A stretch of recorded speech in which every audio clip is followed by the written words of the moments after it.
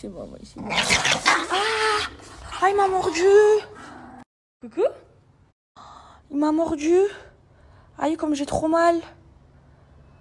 Aïe, je fais quoi? Ah.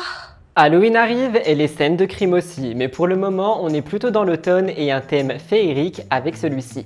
Fairy. Je vous le promettais depuis quelques semaines, mais comme vous le voyez, j'attendais mes petites ailes de fée. Mais comme vous allez le voir, cette semaine, on est plutôt sur des actus style horreur et surtout très drama. Gros dossier sur les lives TikTok Maeva Genam mordu par son chien ou encore Rim et Vincent rupture officielle. Je pense que cette émission est faite pour vous si vous voulez être tenu au courant de tout ce qui s'est passé. Comme d'habitude, n'oubliez pas de commenter tout le long pour réagir avec le hashtag MTT, de liker pour atteindre les 1000 likes et de vous abonner juste en dessous. En ce qui me concerne, je m'envole vers d'autres cieux. Je vous retrouve juste après le générique et non, je ne vais pas chanter, on en discute dans un instant. Mais bon, je suis quand même obligé de le dire, abracadabra, générique!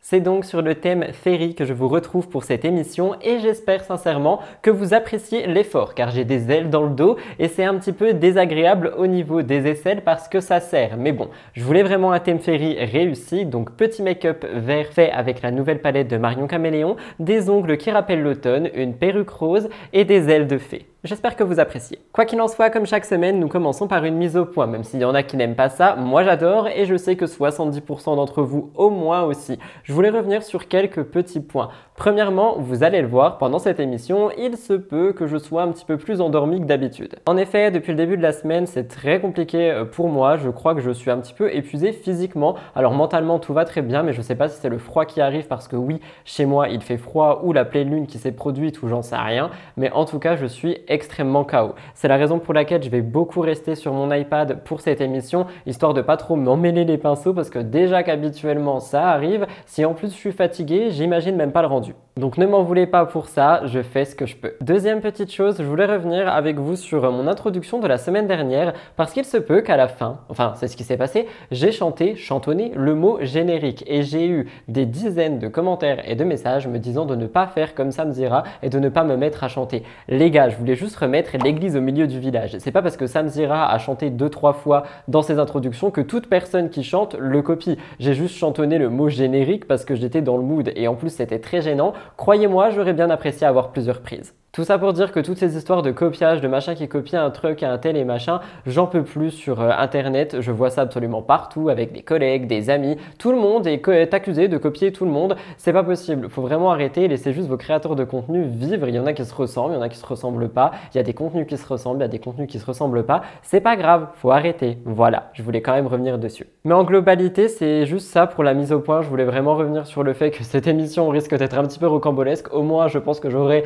des choses à rajouter au montage, hein, ça risque d'être drôle pour les personnes qui vont visionner, mais c'est vrai que je risque de subir le tournage, je sais pas pourquoi, peut-être que c'est la fin septembre, why not, mais on va tout de suite rentrer dans les stories de la semaine, elles sont nombreuses, vous allez voir, c'est parti, jingle.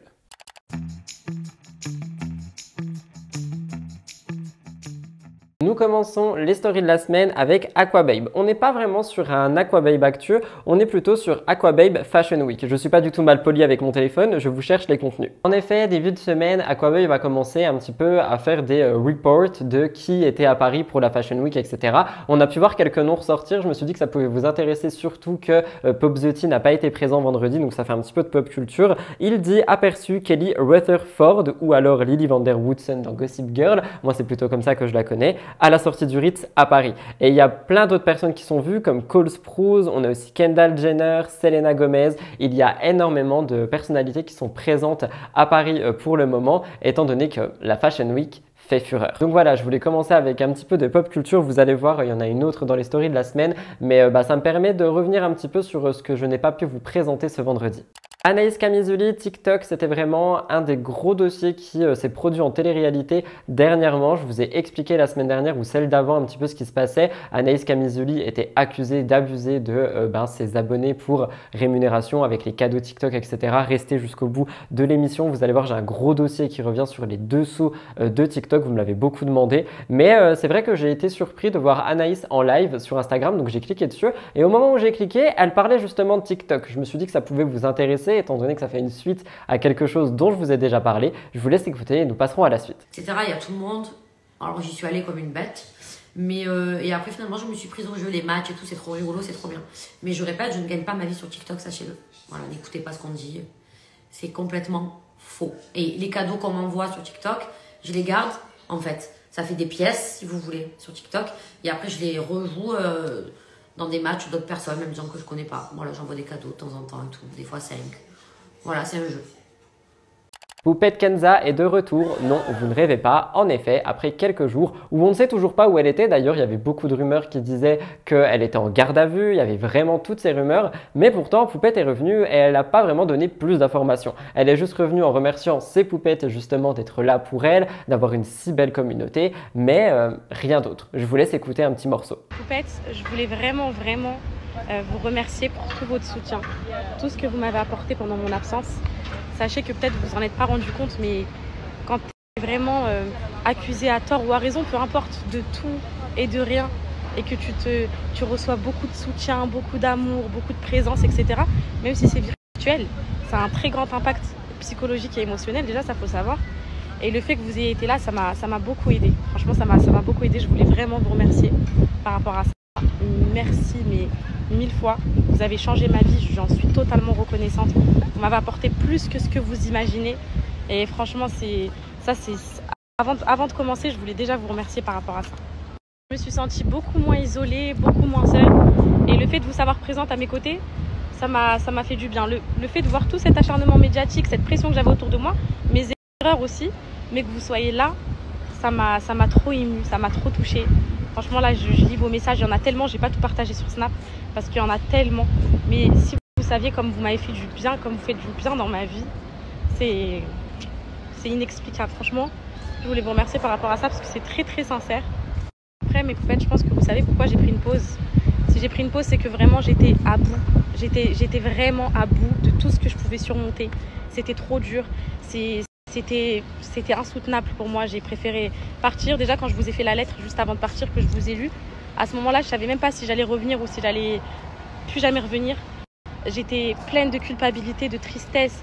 Je me suis tellement sentie coupable. Et si vous saviez à quel point je me suis sentie coupable, du coup, j'étais pas bien. J'ai préféré prendre du temps pour moi. En plus, juste avant ça, il y a eu l'épisode avec Alan, le divorce, etc. Ça a vraiment été trop pour moi. J'ai préféré me mettre en retrait un petit peu. Donc, je pense qu'il n'y a pas de réel suspense par rapport à ma pause. Vous avez tout suivi, donc vous devez savoir. En fait, c'est très, très difficile pour un humain de ressentir toutes ces émotions. Surtout quand tu es attaqué, surtout, comme je vous ai dit tout à l'heure, à tort ou à raison. C'est trop dur. Les fake news, les inventions. Ah, j'étais à bout, j'ai dit. Ça sert à rien. Je vais vraiment pas être productive. Je vais vraiment pas être celle que je veux être. Donc, je préfère me mettre en retrait. Ça m'a fait beaucoup de bien, en tout cas. Ça m'a fait beaucoup de bien et je pense que ça nous a toutes fait du bien. Je pense à vous aussi. Après, mes poupettes, concernant mon absence, ça m'a vraiment permis de me retrouver avec les enfants. J'ai fait le point mentalement, même si c'était très très dur au début. Je ne me suis pas laissée abattre. Je me suis repris en main. Je me suis retrouvée avec mes enfants, mes émotions. J'ai été très entourée par mes amies. Voilà, elles ont été très présentes pour moi. J'ai toujours refusé, enfin pas refusé l'aide, mais parfois quand tu fais des erreurs, tu as du mal à entendre que tu fais des erreurs. Et j'ai pas toujours été, on va dire, sur la défensive, mais à la limite, vous voyez. Puis là, je me suis vraiment laissée guider, je me suis laissée me faire aider, j'ai accepté de l'aide, j'ai accepté de l'aide de mon entourage, ça m'a fait beaucoup de bien. En plus, juste avant, je vous avais dit, j'avais commencé une thérapie avec... J'ai fait plein de choses pour mon appartement que je vous montrerai. Enfin voilà, vous verrez, je vous montrerai. Vous me direz ce que vous en pensez, il est vrai que ça fait beaucoup parler, donc nous verrons bien ce que l'avenir nous réserve concernant Poupette Kenza. On revient avec la Fashion Week, étant donné que je voulais vous parler de Léna Situation. En effet, elle a fait ses premiers pas de l'année dans cette nouvelle événement Fashion Week. Et le premier jour, elle a vraiment tout partagé sur ses réseaux sociaux. Donc, je vais vous laisser avec un petit magnéto qui revient un petit peu sur ses stories. Mais je trouve ça quand même incroyable de voir le parcours de Léna qui a toujours été passionnée de mode et qui a vraiment réussi à mettre un pied dedans et puis maintenant être vraiment une actrice principale dans ces événements qui sont par rapport à la mode. Je voulais le mettre au début de l'émission pour vraiment rappeler un petit peu que j'ai pas envie de dire l'espoir fait vivre dans le sens négatif, mais on peut vraiment espérer des choses, travailler dur et parfois y arriver. Donc voilà, c'était pour remettre ça en avant. On finit le mois de septembre, la rentrée est terminée, mais c'est toujours pour rester dans cette continuité d'objectifs et de pouvoir évoluer en tant que personne. Bravo Léna, encore une fois, je vous laisse avec le magnéto et on passe à la suite.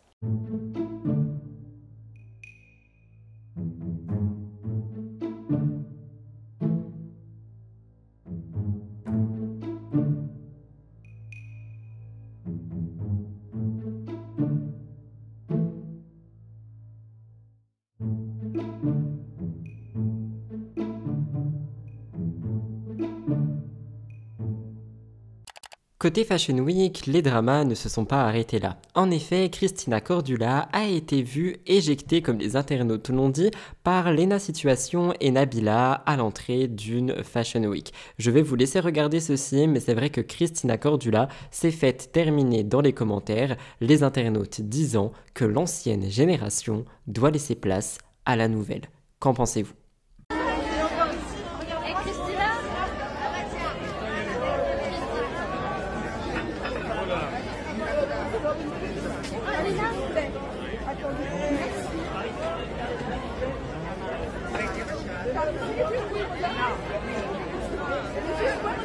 Et enfin, comment dire que Léna Situation ne passe donc jamais inaperçue. Selon le média Gossip Room, ses dernières tenues ont fait scandale sur les réseaux sociaux, notamment parce qu'elle s'est montrée dans des tenues dites dénudées par la plupart des gens et que celle-ci est censée renvoyer une image qui peut correspondre à des mineurs. Par conséquent, Léna Situation se retrouve une fois de plus dans une nouvelle polémique. Je n'en peux plus, vous me direz ce que vous en pensez.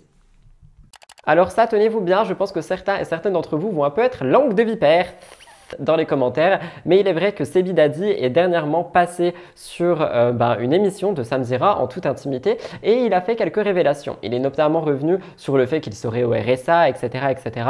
Vous savez très bien de quoi on parle, mais il s'est passé 2-3 petites autres choses. Samzira a ensuite fait son talk show au jour d'aujourd'hui où à l'intérieur il y a Arthur Delaporte, député, qui est intervenu et qui a parlé de Sebi Dadi en disant que s'il fraude la CAF, il risque de très lourdes sanctions. Mais juste après ça, on a eu le tweet d'une personne qui justement est en lien avec la CAF, etc., qui a dit que Sebi Dadi avait menti, qu'il n'avait absolument pas de dossier à son nom et que les trucs et les papiers, etc., qu'il avait montrés, ce sont des coordonnées qui ont existé à quelqu'un en 2013. Si mes souvenirs sont bons, de toute façon, vous voyez le tweet, moi je ne l'ai pas en tête, mais ça montre tout simplement que Sebi Dadi a menti. Donc comme je vous l'ai expliqué, moi j'aime bien faire une différence avec les gens et leurs personnages, notamment Sebi Dadi et Sébastien Dubois, mais mentir sur quelque chose comme ça, qu'on soit Sebi Dadi ou Sébastien Dubois, je trouve ça quand même extrêmement grave. Donc je vous laisserai me dire ce que vous en pensez, mais c'est pas quelque chose qui a ravi les internautes, on va pas se mentir.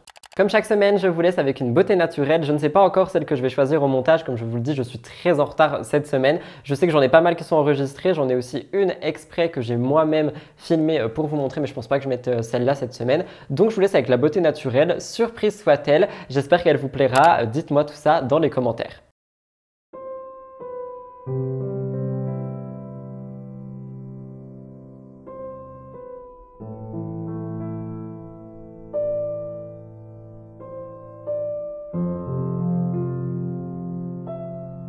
Les stories de la semaine sont terminées, c'était assez court d'après ce que je vois, mais bon, que voulez-vous, on n'est parfois pas trop chargé au niveau des stories. Par contre, le top actu, vous allez le voir, il est rempli. On a de la télé, du YouTube, du hors télé, hors people, on a vraiment beaucoup de choses. Mais avant ça, il y a un accessoire que j'ai oublié de vous montrer. Oh, ma baguette, évidemment, on peut pas être une fée sans lancer de sort. Allez, c'est parti, abracadabra, jingle, top actu, let's go!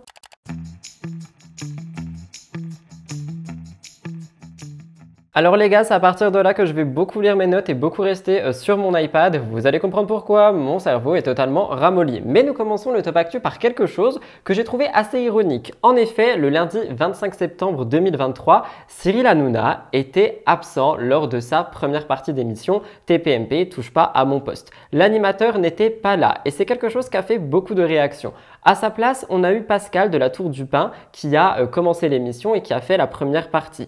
Et ce genre d'absence, l'absence de Cyril, elle n'est pas passée inaperçue. Il l'avait déjà dit par le passé, il avait dit « Sachez-le, elle vient de l'apprendre, je ne sais pas si vous le savez, je suis un peu juif. Il est donc possible que je ne sois pas là pour Kippour jusqu'à 20h30 et après j'arrive. Les autres jours, ce sera toujours ma tronche. Le vendredi, j'ai décidé d'être là tous les vendredis. » Et l'absence de Cyril Hanouna, elle a beaucoup fait parler les internautes. En effet, ceux-ci étaient ravis de savoir qu'il n'était pas là. Nous pouvions lire sur internet « Quel bonheur cette émission sans Hanouna, respect, intelligence, pas de grimaces, les chroniqueurs peuvent s'exprimer sans être coupés à maintes reprises. Bref, une émission super agréable. » On pouvait également lire « En tout cas, elle assure vraiment Pascal à l'animation. Je trouve les chroniqueurs vachement plus à l'aise quand Cyril n'est pas là. L'ambiance est presque celle des débuts de TPMP. Ça fait du bien à voir, tiens. » Et je voulais commencer avec ça pour réagir en disant que je trouve ça quand même ultra ironique de savoir que Cyril Hanouna absent lors d'une de ses émissions, c'est quelque chose qui vraiment enchante les téléspectateurs, les internautes, tout le monde est ravi de savoir qu'il n'est pas là.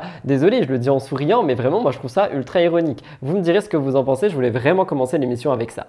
Mila Jasmine a fait parler ces derniers jours, je trouve que le sujet est assez important. Je vais un petit peu vous resituer. La dernière fois que je vous parlais d'elle, c'est parce qu'il y avait des rumeurs sur une potentielle rupture qu'elle aurait eue avec son mari Lorenzo. Je vous avais expliqué, en gros elle le montrait moins et les internautes ont commencé à se dire que peut-être il y avait eu des problèmes, qu'ils ne s'entendaient plus, qu'ils n'étaient plus ensemble. Mila avait posté une story en montrant son mari mais en le cachant avec un cœur, en expliquant que c'est pas parce qu'il n'est pas là que ça se passe pas bien, juste il ne veut pas être exposé et peut-être que oui, plus la famille va vraiment se ressouder en famille, moins Mila montrera ce genre de partie intime.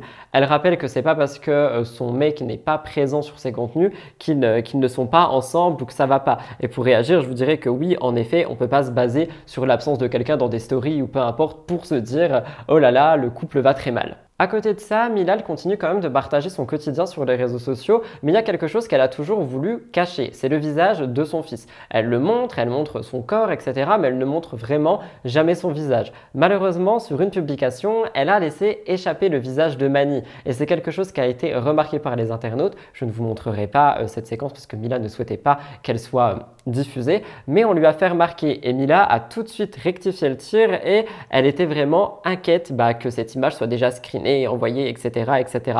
Elle a dit qu'elle faisait toujours attention aux détails, mais que cette fois-ci, ça lui a échappé. Elle souhaite vraiment préserver l'anonymat de son fils et je trouve que dans des temps où on parle souvent de justement les enfants sur internet, leur visage d'exposition, tous les côtés sombres, les pédocriminels qui peuvent être là également, eh bien je trouve que c'est bien d'avoir aussi des influenceurs qui montrent qu'ils veulent préserver l'image de leur enfant. Je ne sais pas si ça suffira pour tout. Je ne sais pas si ça suffira à convaincre d'autres mamans d'arrêter de le faire, mais je trouve que c'est quand même une bonne chose. Pour réagir aussi sur les enfants exposés, c'est un sujet que j'aborde beaucoup en ce moment, vous l'avez vu, notamment depuis ce fameux documentaire France 5, je vous en ai parlé mercredi ou lundi, il y a beaucoup de gens qui ne savaient pas de quoi je parlais. Je vous l'avais mis en barre d'infos lors d'un dernier MTT, je vais vous le remettre en barre d'infos sous celui-ci, mais regardez-le vraiment parce que j'étais aussi de ceux qui me disaient « Oui, mais vous voyez, partager des souvenirs en famille, c'est pas grave, des fois on veut partager son bonheur, on veut montrer qu'on va bien, que je sais pas, notre enfant a 1 an, 2 ans, on veut vraiment fêter des choses. »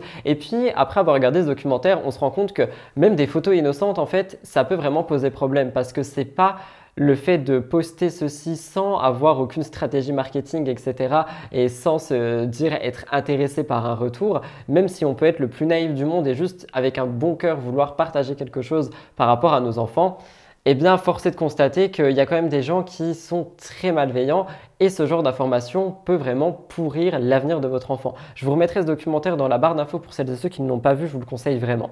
Bastos n'a pas beaucoup fait parler de lui cette semaine. Pourquoi? Tout simplement parce qu'il est en tournage avec Mélanie. Et oui, c'est quelque chose que je vous avais un petit peu teasé. Je pensais sincèrement qu'ils allaient y aller. Et puis après, Bastos a fait un live alors que pour moi, tout le monde était parti. Donc je m'étais dit, eh bien non, il n'y va pas. Mais force est de constater que le tournage a commencé et que ni Bastos ni Mélanie, comme les autres candidats qui sont confirmés, j'ai envie de dire, ont reposté de story depuis. C'est bizarre, non? Donc voilà, je vous le spoil un petit peu ici, mais Bastos et Mélanie sont donc bel et bien en tournage pour Les Apprentis. Mais bon, en fouillant un petit peu, je suis tombé sur quelque chose que je ne vous avais pas raconté. Aux dernières nouvelles, avant les 50, Vivian était assez proche de Bastos. Ils étaient amis, ils ont fait plusieurs vidéos YouTube ensemble. Bastos le mettait quand même beaucoup en avant sur ses réseaux sociaux. Mais ce n'est pas tout, parce que lorsque Bastos a été éliminé des 50, je ne vous apprends rien, c'est passé il y a plus d'1 semaine, je suis désolé, je suis suis obligé d'en parler, eh bien on se rend compte que Vivian avait voulu que Bastos parte, mais ce n'est pas tout, son ami Mathias aussi. Mathias qui, si je ne dis pas de bêtises, venait de Love Island. Honnêtement, je ne le connais absolument pas. Quoi qu'il en soit, Vivian réussit un petit peu son coup de maître et les deux partent. Et c'est quelque chose que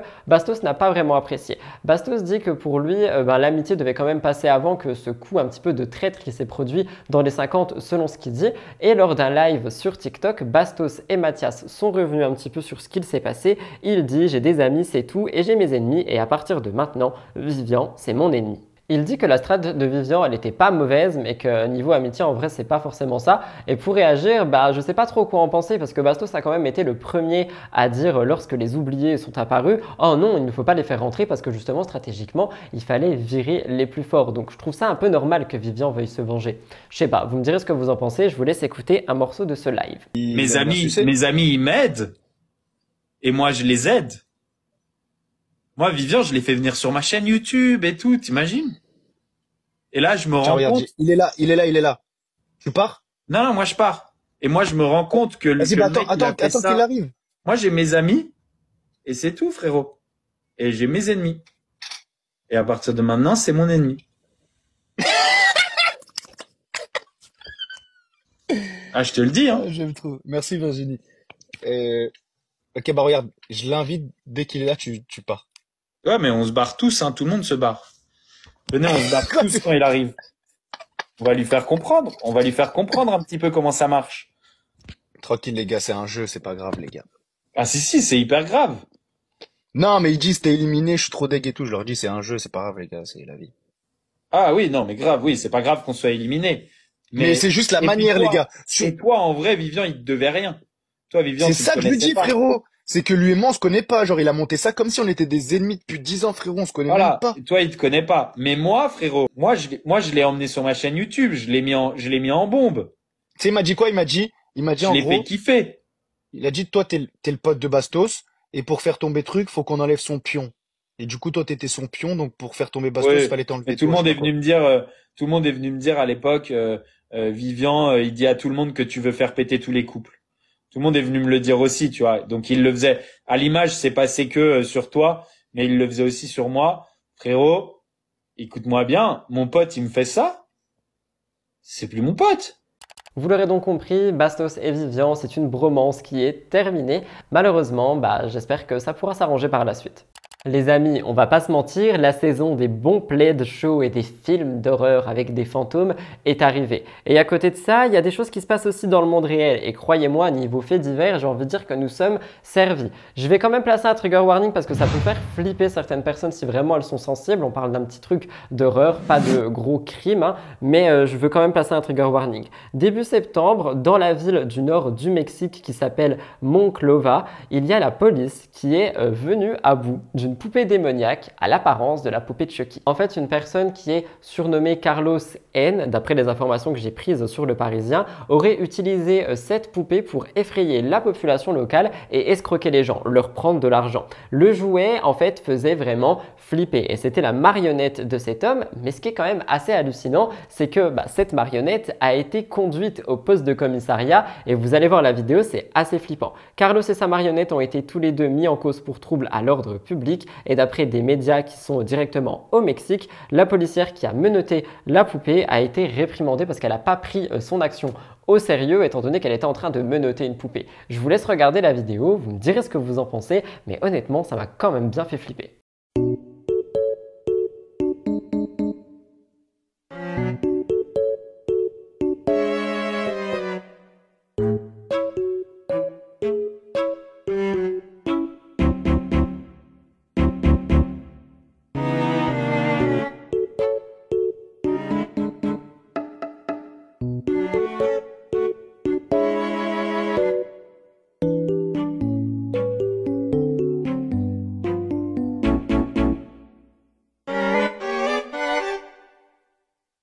Toujours hors télévision, je ne sais pas si vous le connaissez, mais je l'ai suivi un temps sur Instagram. Ludovic Franchette était un influenceur très engagé. Je ne sais pas si vous le connaissez, mais s'il vous plaît, écoutez bien toute l'actualité parce que personnellement, je trouve qu'elle fait chaud au cœur. En gros, il est connu pour montrer son métier d'éboueur sur TikTok, sur Instagram, sur les réseaux.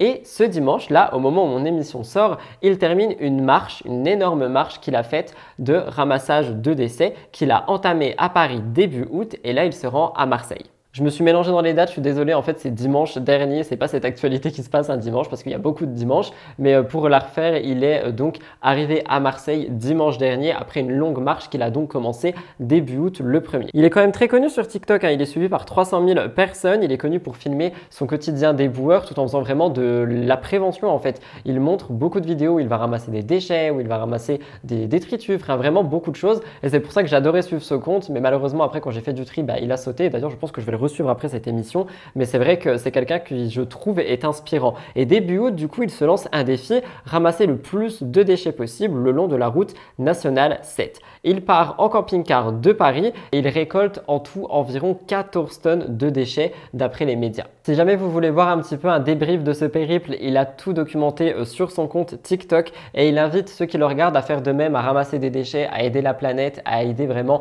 à ce qu'on pollue le moins possible. Et en fait, il veut vraiment agir contre des décharges qui sont improvisées par l'être humain lui-même. C'est-à-dire quand tu jettes quelque chose dehors, quand tu te comportes mal finalement avec la planète, malheureusement ça pollue. Il dit, la ville d'Avignon, vous attendez quoi pour agir? Vous attendez que ça se cumule? Mais c'est vrai que ce challenge, c'est pas le premier qu'il fait, il en a déjà fait beaucoup d'autres et c'est des actions qui sont vraiment engagées et je trouve que c'est aussi le type d'influenceur qu'on devrait mettre en avant. Je vous laisserai me dire ce que vous en pensez.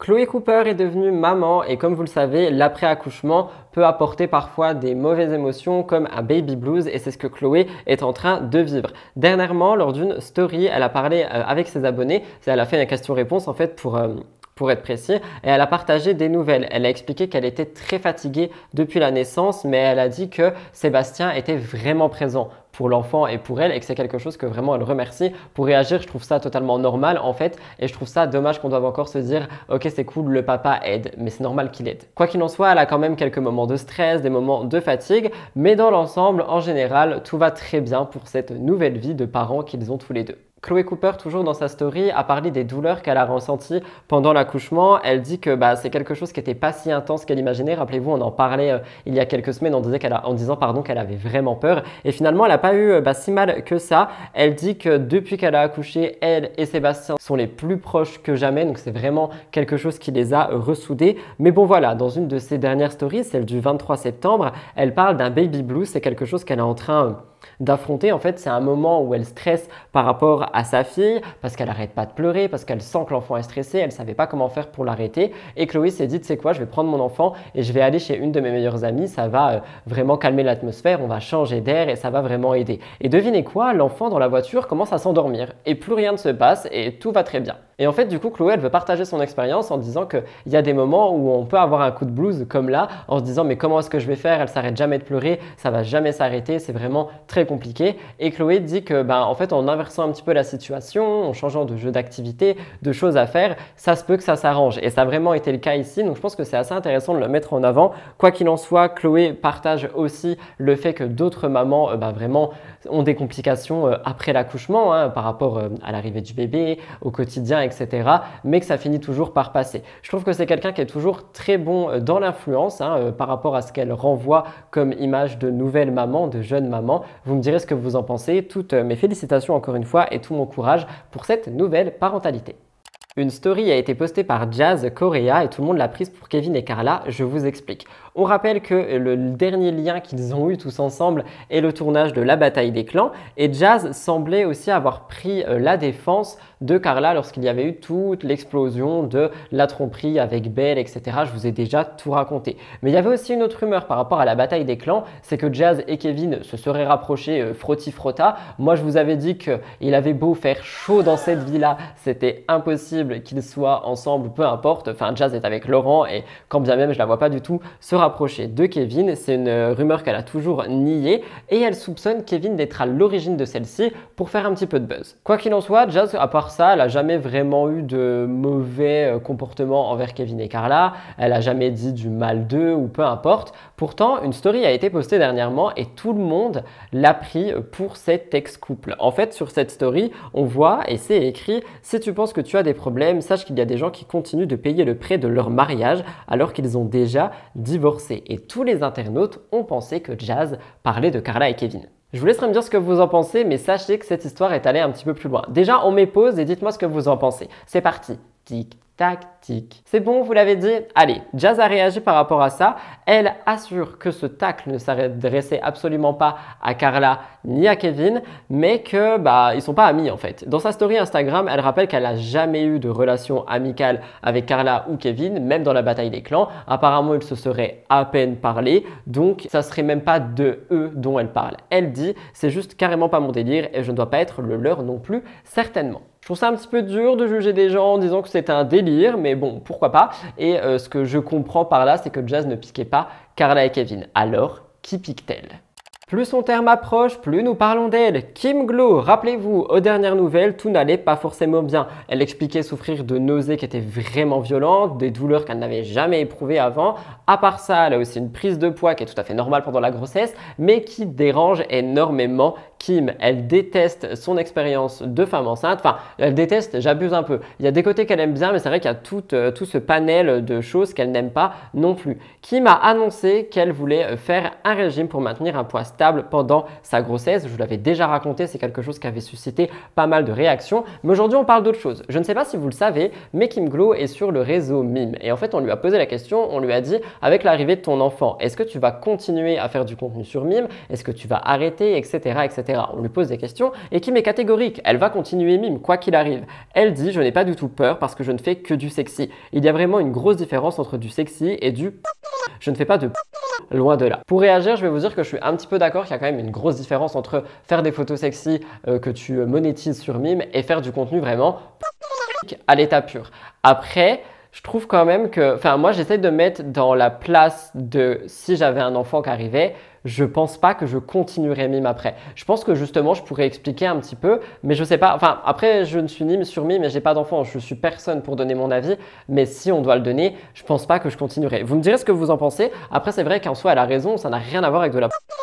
Elle dit que le plus important, c'est que sa fille soit contente de sa qualité de vie. Et je trouve ça un peu superficiel pour le coup. Mais c'est vrai qu'on est dans un monde où le confort prime quand même. Quoi qu'il en soit, franchement, Kim, au moins, elle assume ce qu'elle dit, elle est honnête avec ce qu'elle dit et elle n'a pas peur et elle ne mâche pas ses mots. Donc, c'est quelque chose qui est quand même à souligner. Mais ce n'est pas tout parce qu'elle dit aussi que, comme je vous l'ai expliqué, pendant sa grossesse, elle a pris du poids et elle a peur de ne pas perdre celui-ci. Donc, elle envisage déjà des opérations de chirurgie. En fait, elle a développé un double menton durant sa grossesse et elle dit que si elle n'arrive pas à s'en débarrasser après l'accouchement, elle passera par la case liposuction du menton. Elle veut aussi refaire du botox parce qu'elle n'a pas fait depuis le début de sa grossesse et elle dit qu'elle ne veut pas ressembler à une vieille mama. Elle dit s'il y a des chirurgiens dans mes contacts, vous pouvez m'écrire qu'on voit ce qu'on peut faire. J'ai pas envie de ressembler à une vieille mama, je veux me faire tirer. Faut que je tire tout ça, je ne peux plus me voir, j'ai envie de tout refaire. Elle voit aussi les critiques arriver, Kim, et elle dit qu'elle s'en fiche des messages qui lui diront de prôner le naturel, etc., etc.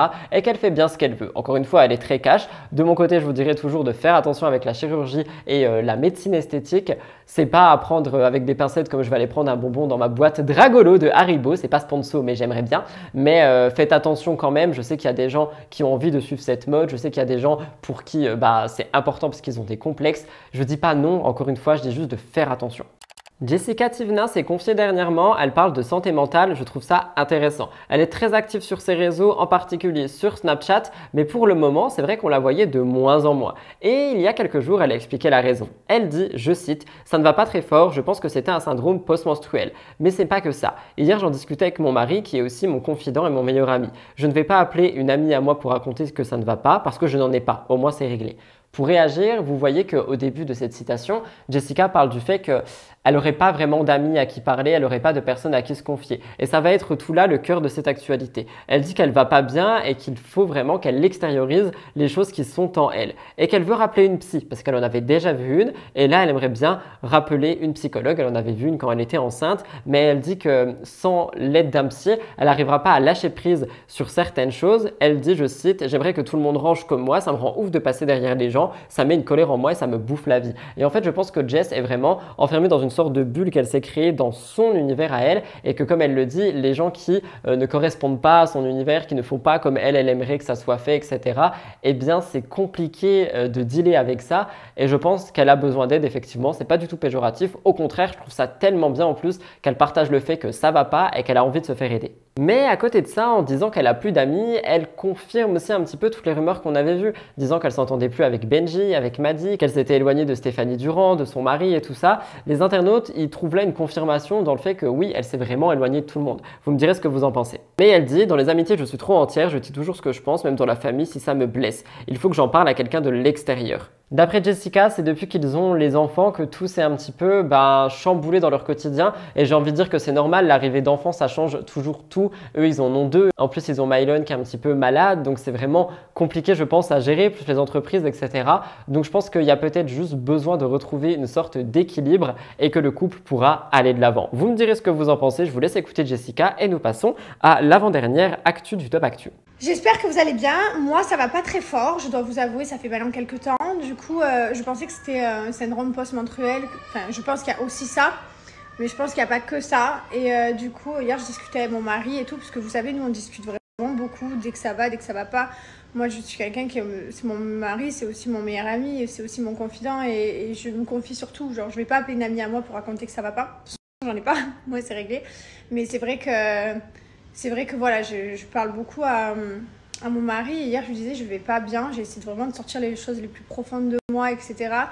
Et je lui ai dit que j'allais sûrement rappeler la psy qu'on avait vue quand j'étais enceinte de Lee Wayne. À l'époque, cette psy, elle avait été super, elle était cool et tout. Donc voilà, donc là, on est dimanche, je vais pas la rappeler. Vous inquiétez pas, c'est pas... En fait, je pense qu'il faut que j'arrive à lâcher prise sur certaines choses dont je n'arrive pas, que c'est plus fort que moi. En fait, j'ai besoin que tout le monde soit comme moi, et les gens, ils sont pas comme moi, parce qu'on est tous différents, et j'ai du mal à l'accepter. Je suis beaucoup... par exemple, je vais vous parler de choses banales de la vie, mais genre, je vais être obsédée. J'aimerais que tout le monde range comme moi, par exemple, et ça me rend ouf de passer derrière les gens, ça me fout là, ça me met une colère en moi. Alors que voilà, je discutais hier avec mon mari, je dis, tu vois, hier les enfants, par exemple, je vous dis une bêtise, ils ont tout sorti. Il y avait l'atelier peinture qui était sorti, la télé allumée alors qu'ils regardaient plus la télé, il y avait des jouets de partout dans la salle de jeu, et en fait ça me contrarie. Ça me contrarie que les gens ils vont pas être comme moi, ou en fait ça me bouffe un peu la vie aussi, on va pas se mentir, je pense, au fond. Même si pour moi ça me paraît tellement simple en fait, tu sors un truc, tu le ranges, enfin pas que pour ça, même dans les amitiés en fait. En fait je suis trop entière en fait, et je dis toujours ce que je pense, tout le temps, même dans l'amitié, même dans la famille. Je vais toujours, si je pense un truc, je vais le dire, même si ça blesse, tant pis. Je suis pas quelqu'un de fausse, je peux pas faire semblant de sourire à quelqu'un. Même, j'ai toujours besoin que tout soit droit, tout soit carré. On le voit, hein, je fais de la chirurgie esthétique parce que j'ai envie d'être parfaite. Même s'il y en a qui vont me dire je ressemble à un frère Bogdano, je m'en fous. Mais moi, je me sens bien comme ça, je me trouve très bien. Bon, là, j'ai pas envie de faire d'opération, etc. Mais je recherche toujours la perfection, je recherche toujours je sais pas, tout ce que tu as sur le cœur, et voilà. Et elle m'a rassurée sur plein de choses, de me dire que voilà, que c'est pas grave, que je veux ranger, que je veux contrôler que la maison soit parfaite, que voilà, que c'est mon cocon, genre c'est là où j'ai envie de me sentir bien, et voilà, qu'il faut juste que je me mette pas de pression et que je fasse ce que j'ai envie. Ça dérange personne, donc en fait oui, c'est vrai, ça dérange personne. Que je range, au final c'est que moi, ça empiète pas sur les autres, juste qu'il faut que voilà, j'ai une discussion avec mon mari, je lui ai déjà expliqué que il faut qu'il comprenne que je sois comme ça, même si ça lui dérange pas, et que s'il arrive à m'aider un peu plus à des bêtises, mais genre des trucs bêtes, ranger sa serviette et tout, au final ça me fait beaucoup de bien à moi. On se rend pas compte parce que c'est des choses débiles, mais moi ça va me faire beaucoup de bien. Elle me dit mais c'est pas grave, c'est parce que vous en avez besoin, il faut pas vous juger pour ça. Et personne ne peut vous juger, vous n'êtes pas folle, vous avez juste besoin de ça. Donc voilà, bref, des petits trucs comme ça, par rapport à plein d'autres choses et tout. Ça fait du bien de parler avec quelqu'un d'autre et de lui raconter tout ce qu'on ressent, etc. Et d'avoir un jugement neutre. Donc c'est vraiment trop bien. Boum, boum, boudou bidou bou. J'adore vraiment ce costume. Je me prends pour la fée clochette, finalement, je sais pas. Et c'est le parti avec l'Italie, mamma mia.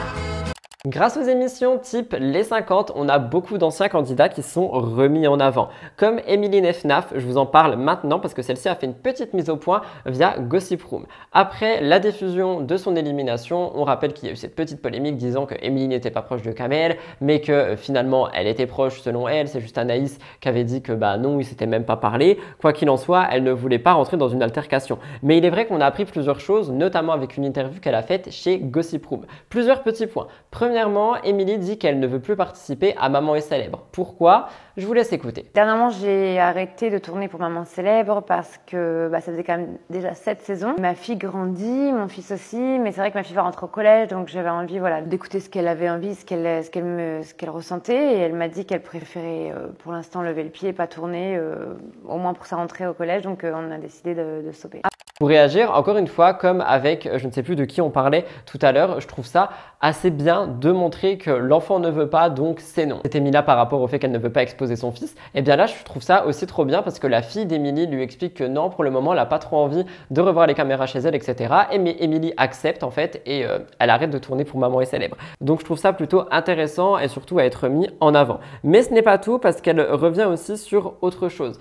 Elle dit en story qu'elle a besoin de faire une pause sur les réseaux sociaux. Elle poste une story le 25 septembre en écrivant qu'elle a besoin de prendre une pause et qu'elle veut se concentrer sur la réalité. Je vais réagir à ça en vous disant qu'on a vu énormément de candidats et de candidates partir faire des petites pauses, quelques jours, quelques heures et parfois quelques minutes. Pour le cas d'Émilie Nefnaf, ça n'a pas duré longtemps non plus, étant donné que quelques heures plus tard, elle a reposté une story en disant que elle était de retour et elle partage son quotidien quoi. Mais du coup, la question que je me pose, et c'est pour ça que j'ai noté cette fin d'actu, c'est pourquoi est-ce qu'on fait semblant de faire une pause pendant quelques heures pour revenir? Moi personnellement, les seules fois où j'ai dû faire des pauses, c'est que j'allais vraiment pas bien mentalement et mes pauses ont au moins duré 24 heures parce que j'ai besoin d'une pause, mon téléphone est coupé. Alors que là, on se rend compte que je pense même pas qu'ils ou elles coupent leur téléphone. Donc est-ce que c'est pour susciter un petit engagement en plus de story Instagram? Je sais pas. Est-ce que c'est pour qu'on en parle comme je le fais ici? Je ne sais pas non plus. Vous me direz ce que vous en pensez. Dernière actu du Top Actu, je pense qu'elle va vous faire réagir, j'étais obligé de vous parler de ça. Nabila a fait une sorte de polémique sur TikTok, elle a posté une vidéo pour sa communauté sur ce réseau social, on l'aperçoit munie d'un couteau et elle se sert du couteau comme miroir et en légende on peut lire Now you can talk, ce qui signifie tu peux parler maintenant. Je ne sais pas si vous le savez mais Nabila a eu des antécédents avec des couteaux justement en fait parce qu'elle avait utilisé un couteau qui ressemblait à celui-ci pour poignarder son mari Thomas il y a quelques années, donc les réactions des internautes face à ce TikTok, elles ont été assez mouvementées. Je ne sais pas si vous étiez au courant de ça par rapport à Nabila. Je vous mettrai une vidéo dans la barre d'infos d'une collègue qui s'appelle Liana qui me semble, elle a fait une vidéo sur le parcours de Nabila. Donc je vous la mettrai dans la barre d'infos, n'hésitez pas à aller voir. Quoi qu'il en soit, pour les réactions de ce TikTok, on peut lire experte en couteau, tenez-la bien éloignée des couteaux, cette folle et plein d'autres choses du style. Et honnêtement, je trouve ça quand même un peu violent, mais bon. Nabila était déjà revenue plusieurs fois sur cette histoire avec Thomas. Elle avait dit surmonter une épreuve comme celle-là digne d'un film. C'est sûr que ça nous a renforcé. On rappelle qu'elle avait fait 6 mois de prison ferme et 18 avec sursis, mais ça a été aménagé pour Madame Nabila. Je vais vous laisser regarder le TikTok, mais c'est vrai qu'en le voyant, je me suis dit waouh, est-ce que c'est fait exprès aussi pour qu'on en parle? Je sais pas. Regardez et dites-moi ce que vous en pensez.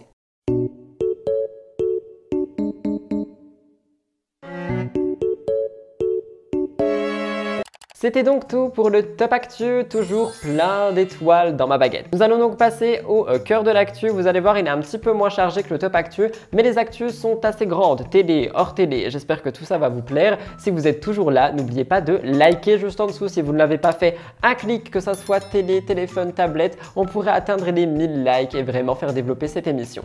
En plus, si je commence à investir avec des ailes, imaginez si on la développe toujours plus. Bref, quoi qu'il en soit, ça suffit les effets spéciaux et les coups de tonnerre, on passe au cœur de l'actu. Jingle!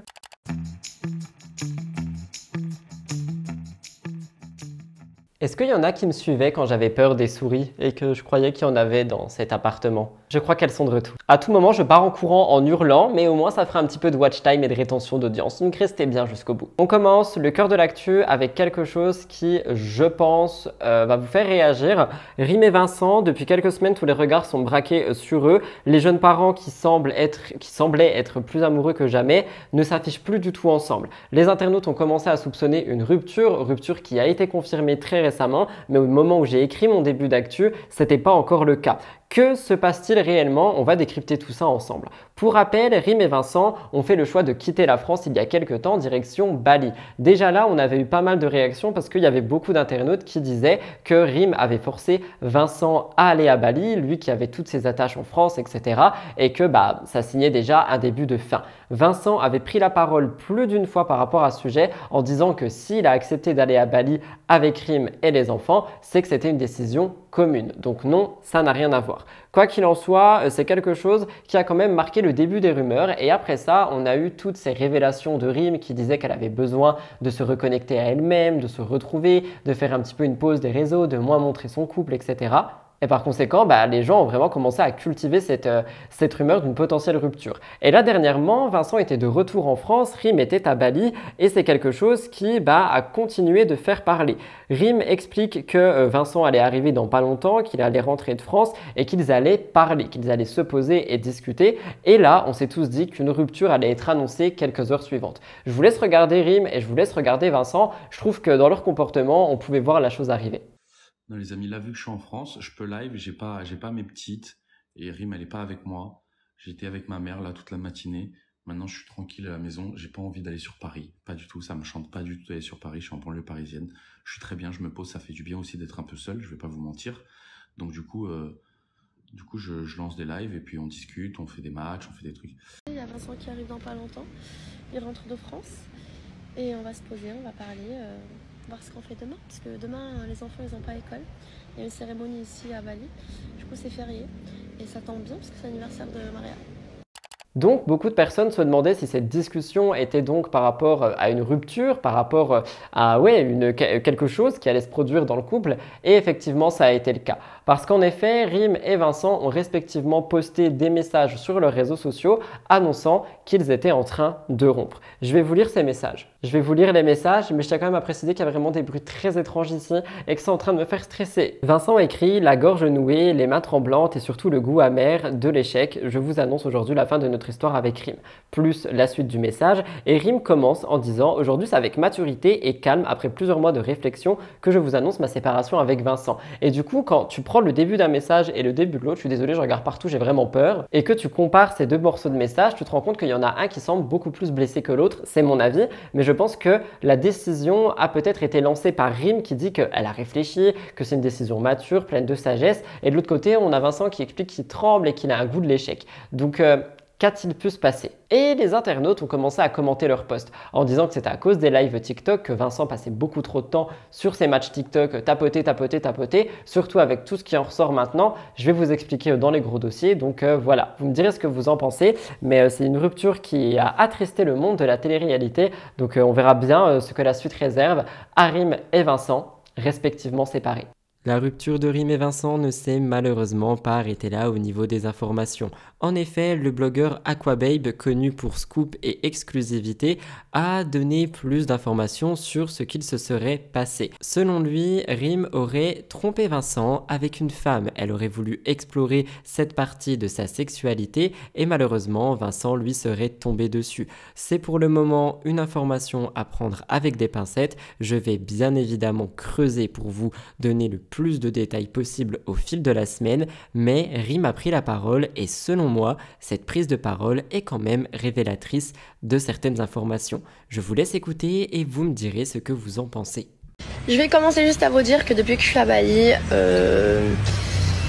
j'ai énormément réfléchi et j'ai énormément senti des nouvelles émotions qu'en fait j'avais mis en pause, car pendant 4 ans j'ai tout donné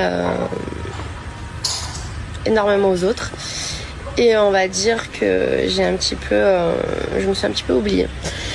Je suis arrivée dans un nouveau pays, j'ai eu 2 grossesses, la deuxième a été très compliquée, j'ai vécu une préclampsie et il y a eu énormément, on va dire, de changements. Nouveau challenge TikTok que je compte dénoncer, le virgule challenge. Avant ça, rappelez-vous, je vous parlais la semaine dernière d'une trend et j'ai fait des petites recherches dessus. Début 2023, on avait un autre challenge qui s'appelait le choking challenge. Ça consiste à s'étouffer tout simplement avec un foulard, se faire asphyxier par une autre personne jusqu'à l'évanouissement. C'est un challenge qui existait depuis longtemps et qui a coûté la vie à de nombreux adolescents au début des années 2000-2007. C'est un jeu qui est toujours populaire des années après et TikTok avait même mis en place des règles par rapport à ce type de contenu, mais c'est juste pour dire qu'il y a des challenges qui sont super dangereux, mais qui continuent d'être là et qui continuent de pouvoir faire des blessés. Donc voilà, si vous avez des enfants qui ont TikTok, faites attention, vérifiez un petit peu ce qu'ils font. À côté de ça, rappelez-vous, on avait aussi le Labello Challenge, je vous en parle parce que quelqu'un a commenté ma vidéo qui revenait dessus il y a quelques jours. C'était en gros mettre du labello et si jamais tu le finis, tu dois mettre fin à tes jours. Il y a des adolescents qui ont essayé de faire ça et c'est ultra dur juste pour aller au bout du challenge. Tu peux pas faire ce genre de choses et on peut pas laisser ce genre de choses arriver. Pourtant, c'est le cas. Et bien aujourd'hui, je vous parle d'autre chose, un nouveau challenge qui est donc la virgule challenge. Pour vous expliquer, on attrape le crâne de son ami par l'arrière d'une seule main. On fait craquer son cou en le poussant violemment d'un côté et puis on le repousse dans la direction opposée. Je ne vous tente pas d'essayer, je ne vous demanderai même pas d'imaginer ce que ça fait parce que ça peut être super dangereux, que ce soit au niveau des cervicales du cou, voire pire suivant la force que tu mets à l'intérieur de ce challenge. Et c'est déjà quelque chose qui est viral sur TikTok. Faites attention à vos enfants, je vous en supplie. Partagez ce genre d'informations un peu partout pour que vraiment ça remonte. Je ne sais pas, que la France fasse quelque chose, que TikTok France fasse quelque chose, pardon, parce que chaque semaine, je vous parle d'un nouveau challenge qui est de plus en plus dangereux et j'ai l'impression qu'il n'y a toujours que ça en fait. On a beau dire oui, celui-là il est dangereux, on l'éteint, la semaine d'après on en ressort un autre qui est d'autant plus dangereux, que ce soit pour les enfants, les ados, les jeunes adultes, j'en sais rien, mais c'est très dangereux. Il y a des académies dans des écoles qui ont essayé de faire passer le mot en disant que c'était interdit de faire ça, que si jamais on voyait des élèves faire ça, ça pouvait aller extrêmement loin. Est-ce que ça va suffire? Je ne sais pas, mais je pense que c'est quand même un pas en avant. Vous me direz ce que vous en pensez, mais moi tous ces challenges, j'en peux plus.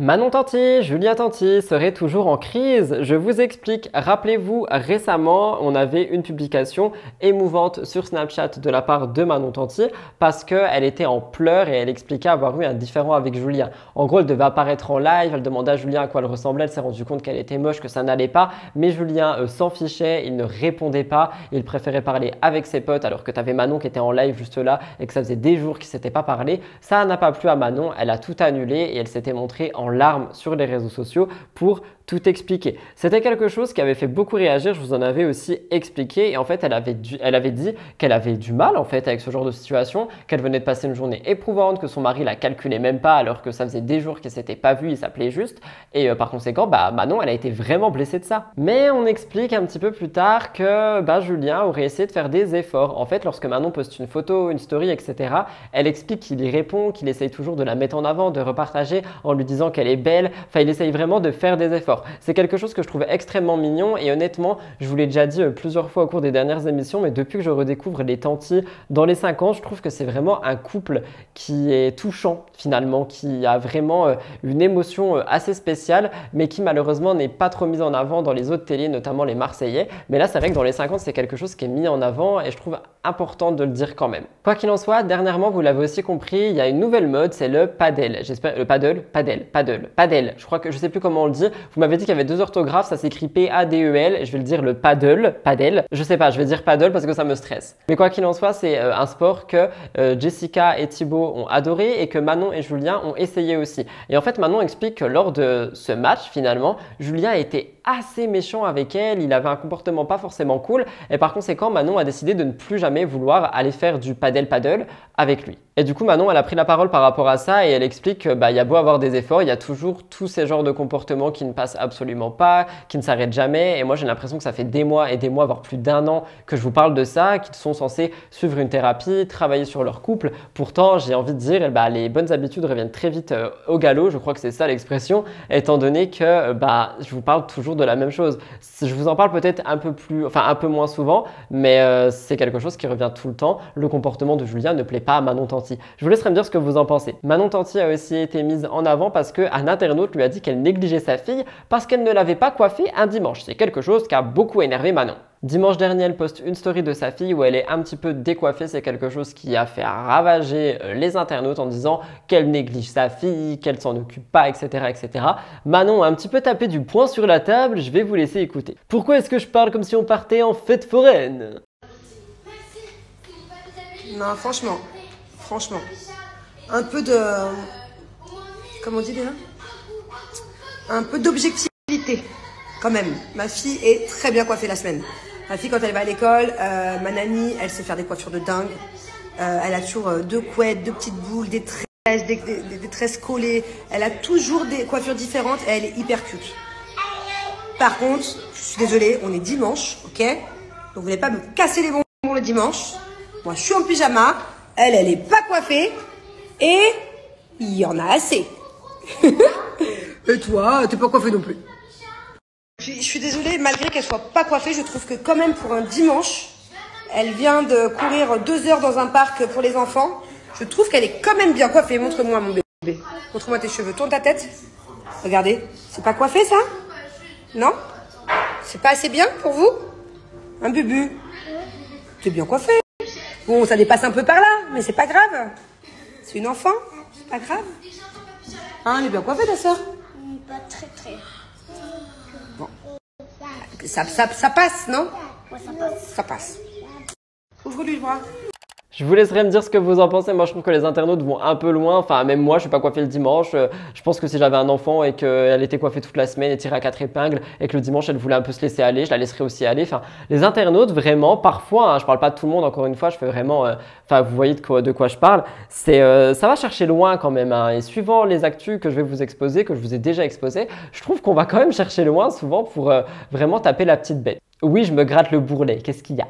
L'émission Popcorn cartonne sur Twitch et celle de la semaine passée n'est pas passée inaperçue. Jeu de mots, j'espère que vous l'avez compris. Je vous fais un petit point avec Break Flip et nous finirons avec une bonne nouvelle concernant la créatrice de contenu Magla. Popcorn est une émission diffusée sur Twitch hebdomadairement sur la chaîne de Pierre-Alexis, connue sous le nom de Domingo, j'espère que je le prononce bien. Il s'agit d'un talk show qui dure environ 2 heures, qui parle d'actu, on parle vraiment de beaucoup de choses et cette fois-ci on a eu pas mal d'invités prestigieux. On a eu Océane, on a eu Magla et on a eu Gurki. D'ailleurs, j'espère qu'on dit aussi Gurki. Je connais pas trop le monde de Twitch, je vous avoue, je suis nouveau là-dedans. Mais c'est vrai que c'est un casting qui a fait énormément discuter et tout le monde avait hâte de voir cette nouvelle émission Popcorn. Et justement, Magla a fait une sacrée annonce, enfin du moins elle est revenue sur une annonce lors de cette émission. Elle défilera pour la marque L'Oréal dimanche, donc ce dimanche, c'est ça dont je vous parlais, ce dimanche-là. C'est pour la Fashion Week et la marque L'Oréal a décidé de miser sur Magla, influenceuse vraiment spécialisée dans le gaming. Elle a plus de 800 000 abonnés sur sa chaîne Twitch et elle a plus de 5 000 vues en moyenne sur ses lives, ce qui est énorme. Et elle a vraiment une grande influence. Donc la marque s'est dit, ok, on va faire un mélange de utile et agréable et on va faire ça. Ce n'est pas la première fois que Magla est dans le monde de la mode, étant donné qu'en 2022, elle était l'égérie d'une autre célèbre marque de maquillage de luxe. Elle avait fait la promotion d'un produit, notamment sur Instagram, donc elle avait déjà un pied dedans. Et sur l'émission Popcorn, elle revient dessus et elle dit que c'est quand même assez stressant comme situation parce qu'elle va être auprès de Kendall Jenner et de plein d'autres personnalités comme Eva Longoria. Elle dit que donc c'est Kendall Jenner et Eva Longoria sont habitués à tout ce genre d'événements, mais Magla non. Donc elle stresse un petit peu. Elle dit, je vais devoir marcher comme un mannequin avec ses filles, je suis trop contente qu'on m'ait proposé, mais évidemment ça me met un petit stress. Je vous laisse regarder une séquence de l'émission Talk Show Popcorn. J'en ai parlé nulle part encore. Vraiment nulle part. C'est ici. Tu es en train de dire qu'ici on a une exclue quoi là. Les infos chaudes. Et écoute, dimanche, il se peut que je sois sur le défilé L'Oréal et que je défile pour la première fois de ma vie. C'est incroyable. Bravo. Et félicitations, c'est fou. Et en plus, petit gros stress parce que du coup, il y a Kendall, il y a Eva Longoria, et j'étais en mode donc moi, je vais devoir marcher comme un mannequin avec ses filles. Très bien. En vrai, c'est un délire. Je suis trop contente qu'on m'ait proposé. Évidemment, ça met un petit stress. Hein. D'ailleurs, du coup, je pose ça là pour les haters. Pourquoi je copie pas Popcorn vu qu'ils ont aussi un talk show et que je copie les talk shows? Oui, je sais, je vous donne un petit peu de poudre pour me taper, mais j'ai envie d'ouvrir ce débat. Pourquoi je copie que certaines personnes? Pour réagir, félicitations Magla, elle le mérite amplement et j'espère qu'elle sera radieuse et que ce stress va se transformer en force et qu'elle va briller de mille feux. J'ai hâte de voir ça. Je pense qu'on en parlera peut-être prochainement et je voulais vous préparer une vidéo sur Magla en général. Je ne sais pas si ça pourrait vous intéresser. Dites-moi ça dans les commentaires.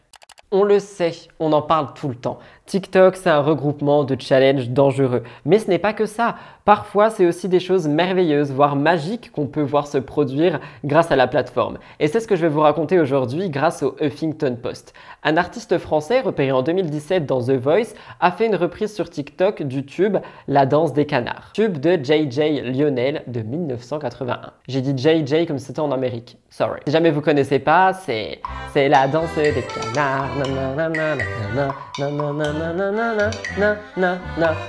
Voilà, c'était assez gênant. Eh bien en fait, cette personne, artiste français, Lehman, a fait une reprise. Et sa cover, elle a rien à voir avec la musique d'origine. Il a tout ralenti, on est sur une instrumentale assez sombre, une voix mélancolique. Il dit, je me suis dit que ça pourrait être marrant pour les réseaux de faire une version au millième degré. Et en fait, quand il a partagé cette musique sur son compte TikTok, ça n'a pas forcément pris tout de suite.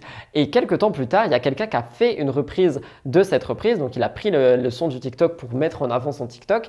Et là, la musique a explosé. Il a eu des millions d'écoutes et c'est devenu quelque chose d'incontournable. L'artiste explique même que du coup, dans d'autres pays comme en Amérique, on comprend même pas que la musique n'a rien à voir avec les paroles. Il y a vraiment des gens qui pensent que c'est une musique hyper triste alors qu'on parle quand même de la danse des canards. Mais la bonne nouvelle dans tout ça, et c'est pour ça aussi que j'aime la magie des réseaux sociaux, c'est que ça a permis en fait à Lehman de faire connaître sa musique parce qu'il a eu beaucoup plus d'écoutes sur Spotify, sur d'autres tubes que la danse des canards reprise de version triste. Et c'est vrai que c'est quelque chose qui lui a fait pas mal plaisir parce que le trend de sa musique a vraiment soulevé des millions de vues sur TikTok. Donc par conséquent, il a aussi eu des millions et des millions d'écoutes potentielles sur d'autres titres. Il dit, ça a augmenté les streams sur les chansons plus personnelles qui sont déjà sorties et je reçois beaucoup de messages de gens qui m'ont découvert avec ça et qui sont allés voir ce que je fais. Donc c'est pour ça, j'aime faire de la prévention par rapport aux plateformes, expliquer que ça peut être dangereux, que oui, il y a des choses sombres qu'il faut faire attention, mais il y a aussi tout ce côté magique où on a un partage direct avec les gens,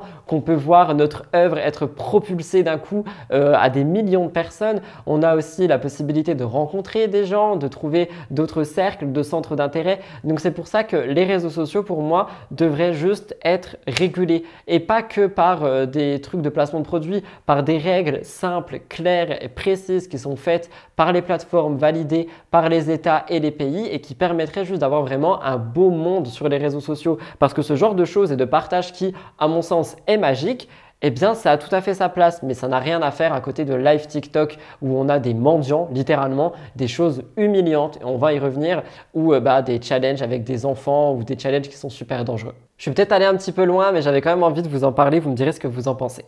Plus une semaine ne passe sans que nous parlions de Kevin Gage. Et en plus, à chaque fois parce qu'il est critiqué. Alors qu'il ne voulait absolument pas exposer Chloé, sa nouvelle petite amie, en fait, il n'a pas attendu longtemps avant de le faire. Mais d'ailleurs, il a aussi fait un twist avec sa fille Ruby. Il l'a longtemps montré et il a dit que maintenant, il n'avait plus envie de le faire. Même si tout le monde a assisté à la naissance littéralement du bébé, il estime qu'aujourd'hui, après sa séparation, il n'a plus à montrer sa fille. Il ne veut plus la montrer et il aurait même fait appel à un avocat pour apposer la même chose à Carla.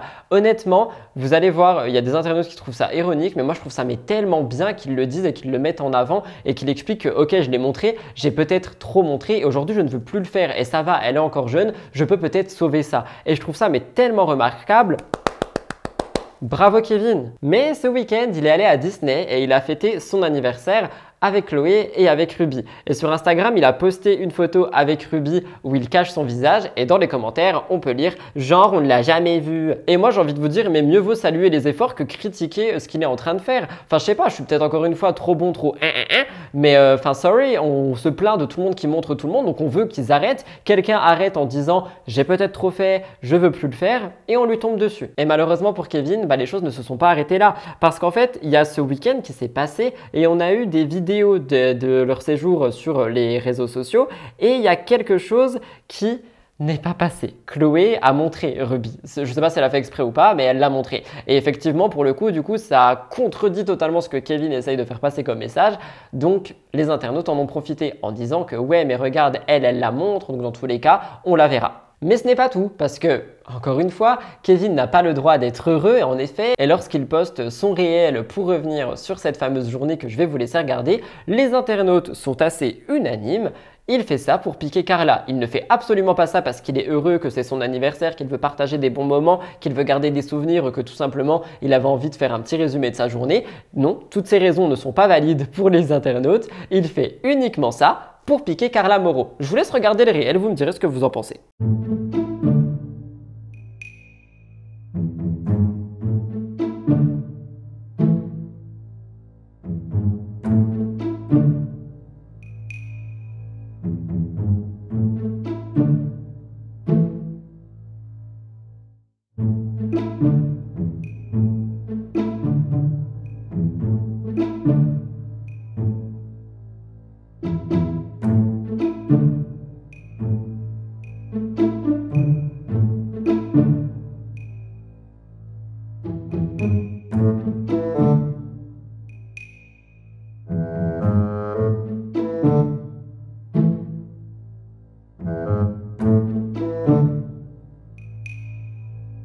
Mais c'est vrai que dans les commentaires, on peut lire « Honteux de présenter sa copine aussi vite, tu fais pitié ». Je trouve que c'est vraiment égoïste ou irresponsable de faire rentrer ta relation pansement dans la vie de ta fille qui doit à peine accepter de vivre sans ses parents ensemble. Je protège ma fille, mais ma pseudo-copine affiche l'enfant de quelqu'un d'autre sur les réseaux sociaux. Pour ce que Chloé a fait, je peux rien dire. Pour le reste, je vous ai déjà expliqué plus d'une fois et je trouve que ces internautes vont trop loin. Kevin a attendu avant de la présenter, il a attendu de voir si ça allait être sérieux. En plus, encore une fois, ça fait des semaines qu'il est avec, on n'a rien de polémique sur ça, on n'a pas de tromperie, on n'a rien, on n'a que les internautes qui créent des histoires, donc juste laissons-le vivre. Moi je suis désolé que ça soit lui ou Carla, je les trouve heureux indépendamment, séparés et seuls, et justement moi j'ai envie de les voir grandir et être heureux, et je suis content de voir que Kevin partage des beaux moments avec sa fille et avec sa petite amie actuelle, laissons-les vivre. Mais ça ne s'arrête pas là, Carla Moreau a réagi. En effet, la team Carla a toujours été d'un grand soutien envers elle et suite à cette vidéo, toutes ses abonnées, je dis toutes, mais je pense qu'il y a aussi des garçons, ont essayé de savoir ce qui se passait dans sa tête, est-ce qu'elle va bien, est-ce qu'elle accepte la situation et Carla Moreau a posté une story. Elle a dit « Il y a des choses qui m'ont affectée, je ne vous le cache pas, mais grâce à Dieu, j'ai un mental incroyable et je reviens toujours plus forte. » Donc pour réagir, je vous dirais que je pense que le fait que Kevin soit heureux avec quelqu'un d'autre et que Ruby soit aussi par conséquent heureuse avec sa belle-mère et son père peut la toucher. Et encore une fois, c'est totalement normal. Quels parents ne seraient pas touchés? Donc j'envoie quand même un petit peu de courage à Carla, vous me direz ce que vous en pensez, mais les internautes vont trop loin à mon goût. Récemment, une vidéo a choqué Internet, je vais beaucoup rester sur mes notes. On y voit un jeune garçon se faire humilier par la mère d'un de ses camarades. On a des paroles et un comportement qui sont absolument horribles. C'est une vidéo qui a circulé sur Internet, qui a eu de vives réactions. Et on a une mère de famille qui confronte un garçon, le fils d'une certaine Nathalie. En fait, celui-ci aurait agressé son propre fils en le griffant. Et dans la vidéo, on voit la mère qui réagit très violemment et qui humilie d'abord son fils. Puis elle a giflé l'autre enfant à plusieurs reprises et lui demande de s'agenouiller pour présenter des excuses. Elle a aussi incité son propre fils à infliger des gifles à l'autre camarade. C'est une vidéo qui est extrêmement dure à regarder, je vais devoir vous laisser la regarder, j'ai tout flouté, mais vous allez entendre ce qui se passe, donc soyez un public averti. Elle prévient aussi les autres enfants que si quelqu'un touche son fils, ça ne s'arrêtera pas là, en fait, qu'elle interviendra tout le temps. Et suite à cet incident, la femme a été placée en garde à vue et elle est soumise à un contrôle judiciaire. Avant ça, regardez la vidéo.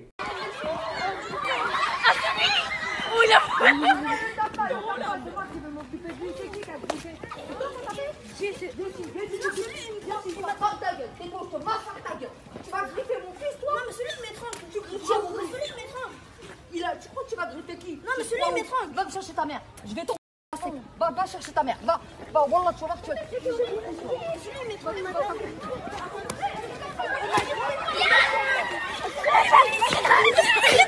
Viens ici. À genoux. Tout de suite, excuse-toi. À genoux. Vite là, je tombe toute ta race. Vas-y, vite. Mets-lui une gifle dans sa gueule.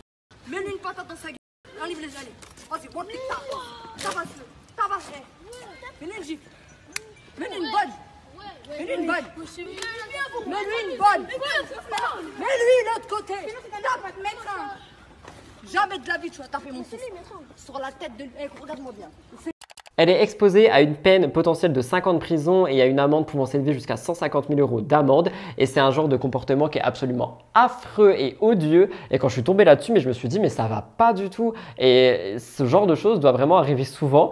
Et il faut tout le temps attendre qu'il y ait une médiatisation comme celle-ci pour que les choses bougent. Quoi qu'il en soit, Nathalie, l'autre mère, est apparue sur TPMP lundi et elle est venue parler de ça. Et en fait, dès qu'elle est arrivée, elle a commencé à fondre en larmes et je trouve que c'est trop touchant. Elle a partagé son choc par rapport à tout ce qui s'est produit et en fait, elle dit que la mère de l'autre enfant était impliquée, mais elle était venue voir Nathalie avant ça pour lui parler de la situation. Mais elle ne savait pas, Nathalie, que l'autre mère allait faire tout ça et toutes ces choses et tous ces mots qui sont vraiment durs à entendre pour des enfants. Elle dit: il m'a expliqué ce qu'il venait de se passer, mais je ne comprenais pas ce qu'il me disait. Quand j'ai pris conscience de ce qu'il me disait, je lui ai dit qu'il ne pouvait pas accuser une mère comme ça. Jamais je n'aurais réagi comme elle l'a fait. J'ai vu la vidéo une fois et c'est... La première vidéo que j'ai vue, c'est là où il était à genoux. J'étais choquée. Ce n'était même pas la maman qui était venue me parler. Je suis restée choquée. Je ne comprends pas comment une mère peut réagir ainsi. Pour réagir au complet par rapport à cette actu, je vous dirais que c'est absolument horrible et que c'est pas du tout l'exemple qu'il faut donner à des enfants. Mais en plus, on voit qu'il y a une sorte de manipulation parce que la première mère, donc la mère qui a été mise en garde à vue, est allée voir l'autre. L'autre a dit que son enfant allait s'excuser, enfin que les choses allaient s'arranger. Mais il y a vraiment eu cette violence qui a pris le dessus. Et honnêtement, cette vidéo, elle m'a mis tellement mal à l'aise. Pourtant, je vous assure, j'en vois des contenus choquants. Mais celle-ci en particulier m'a vraiment mis mal à l'aise, pardon. Je vous laisserai me dire ce que vous en pensez, mais ça fait froid dans le dos. Je termine le cœur de l'actu avec ça, j'ai vu ça passer sur le compte de Chayara TV, je vous explique. Une nouvelle émission de télé-réalité serait en préparation. Le concept de marié au premier regard serait modifié pour être mis sur W9 après les 50. On le sait, au fil des années, les internautes ont commencé à se lasser des Marseillais, des Princes, etc. Et par conséquent, on voit que W9 essaye de prendre un air nouveau sur leur chaîne. On remarque ça avec Love Island, avec Date Machine que vous m'avez demandé d'étudier, je vais vous en parler dans quelques instants. Et c'est vrai que maintenant, on a donc cette fameuse émission qui devrait arriver. Avant ça, parlons de Date Machine, une émission de dating dans laquelle Maïsan, Mélanie ORL, Eva Ducci et d'autres candidats doivent en fait trouver l'amour. Et moi, j'ai envie de vous dire que pour moi, c'est une grande inspiration de Océane Amsler. On en a déjà parlé, les montages, les candidats qui sont même ceux qu'elle a déjà pris dans ses tournages sont les mêmes. On se rend compte que W9 veut vraiment buzzer sur le contenu de Océane. Mais ce n'est pas tout, parce que là, si vous regardez bien, on a donc une nouvelle émission qui se prépare avec du mariage, des lunes de miel, etc. Chose que Océane aussi met en avant sur ses réseaux, étant donné que c'est un petit peu son contenu principal hors sa chaîne principale pour le moment. Et par conséquent, moi, dès que j'entends le mot mariage, lune de miel, je pense au react d'Océane. Peut-être que W9 se dit que Océane voudra react sur ça et faire augmenter les audiences. Je ne sais pas, c'est une stratégie marketing comme une autre et je me dis que W9, n'est-ce pas Banijay, pourrait en être capable. Quoi qu'il en soit, selon les informations de Chayara TV, W9 veut appliquer le concept de marié au premier regard à des candidats de télé très connus. On les connaît tous. Hein. On a notamment dans les candidats selon la blogueuse Adixia, Jennifer, Mathias, Neverly, Ahmed Tai, Soraya, Alexandre de Koh Lanta et Gary. Et comme vous l'avez entendu, on retrouve Adixia. Et en fait, ça expliquerait d'autres choses que Chayara a aussi mis en avant. C'est qu'Adixia a été vue avec un candidat qui s'appelle Simon. Quel heureux hasard, de Love Island. Et les deux seraient très proches. Et apparemment, ça serait pour ce tournage. Et peut-être que Adixia se marierait avec ce Simon.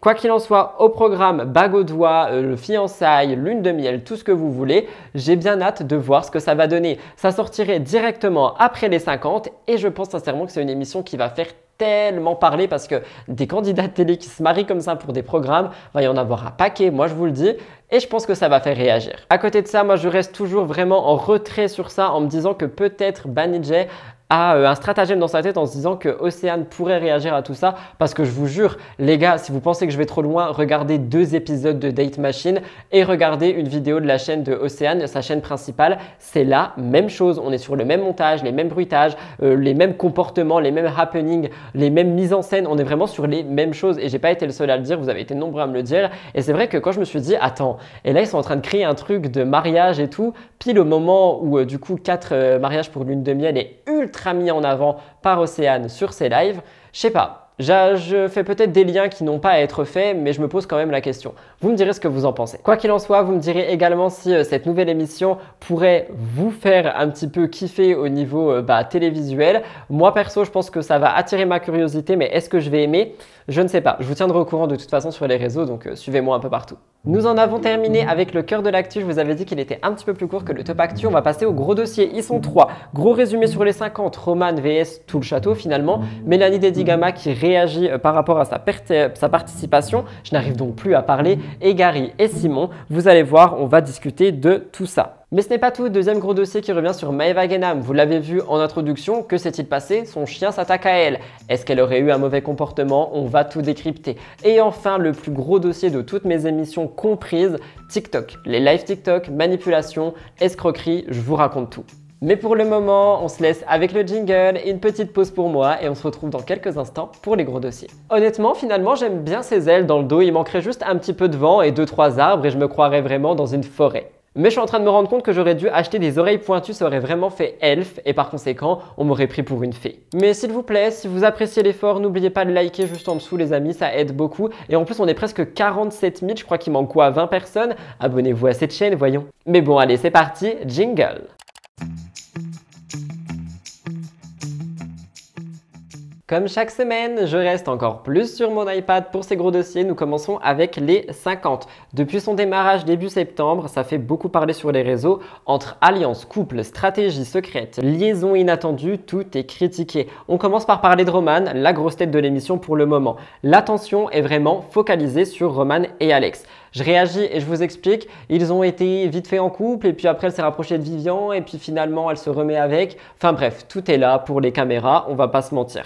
À côté de ça, dans une story, Roman commente un épisode où Vivian la met dans une sorte de situation compliquée. On a Cassandra, Héloïse et Maïsan qui ont été surprises par rapport à ça, retenez bien ces noms. Roman en fait explique qu'elle a subi énormément de critiques, comme un petit peu une injustice dans le programme. Si vous avez vu les images, je pense que vous savez de quoi je parle. Elle pointe du doigt certaines candidates, elle dit que en fait il y a des liaisons qui étaient secrètes au château, juste elle a montré les siennes, pourtant il y en a d'autres qui ont fait pire et que selon elle, elle s'est vraiment pris un acharnement sur le dos. Finalement en fait elle explique qu'elle ne voulait pas faire comme tout le monde et être une suiveuse et qu'elle a décidé d'être elle-même, chose qui n'aurait pas plu. Pour réagir en fait je pense qu'elle revient sur les grosses confrontations auxquelles elle a fait face dans l'émission parce qu'on la voit vraiment, il y a beaucoup de candidats qui vont s'attaquer à Roman même si elle n'a pas le comportement pour calmer la situation, je vais pas mentir.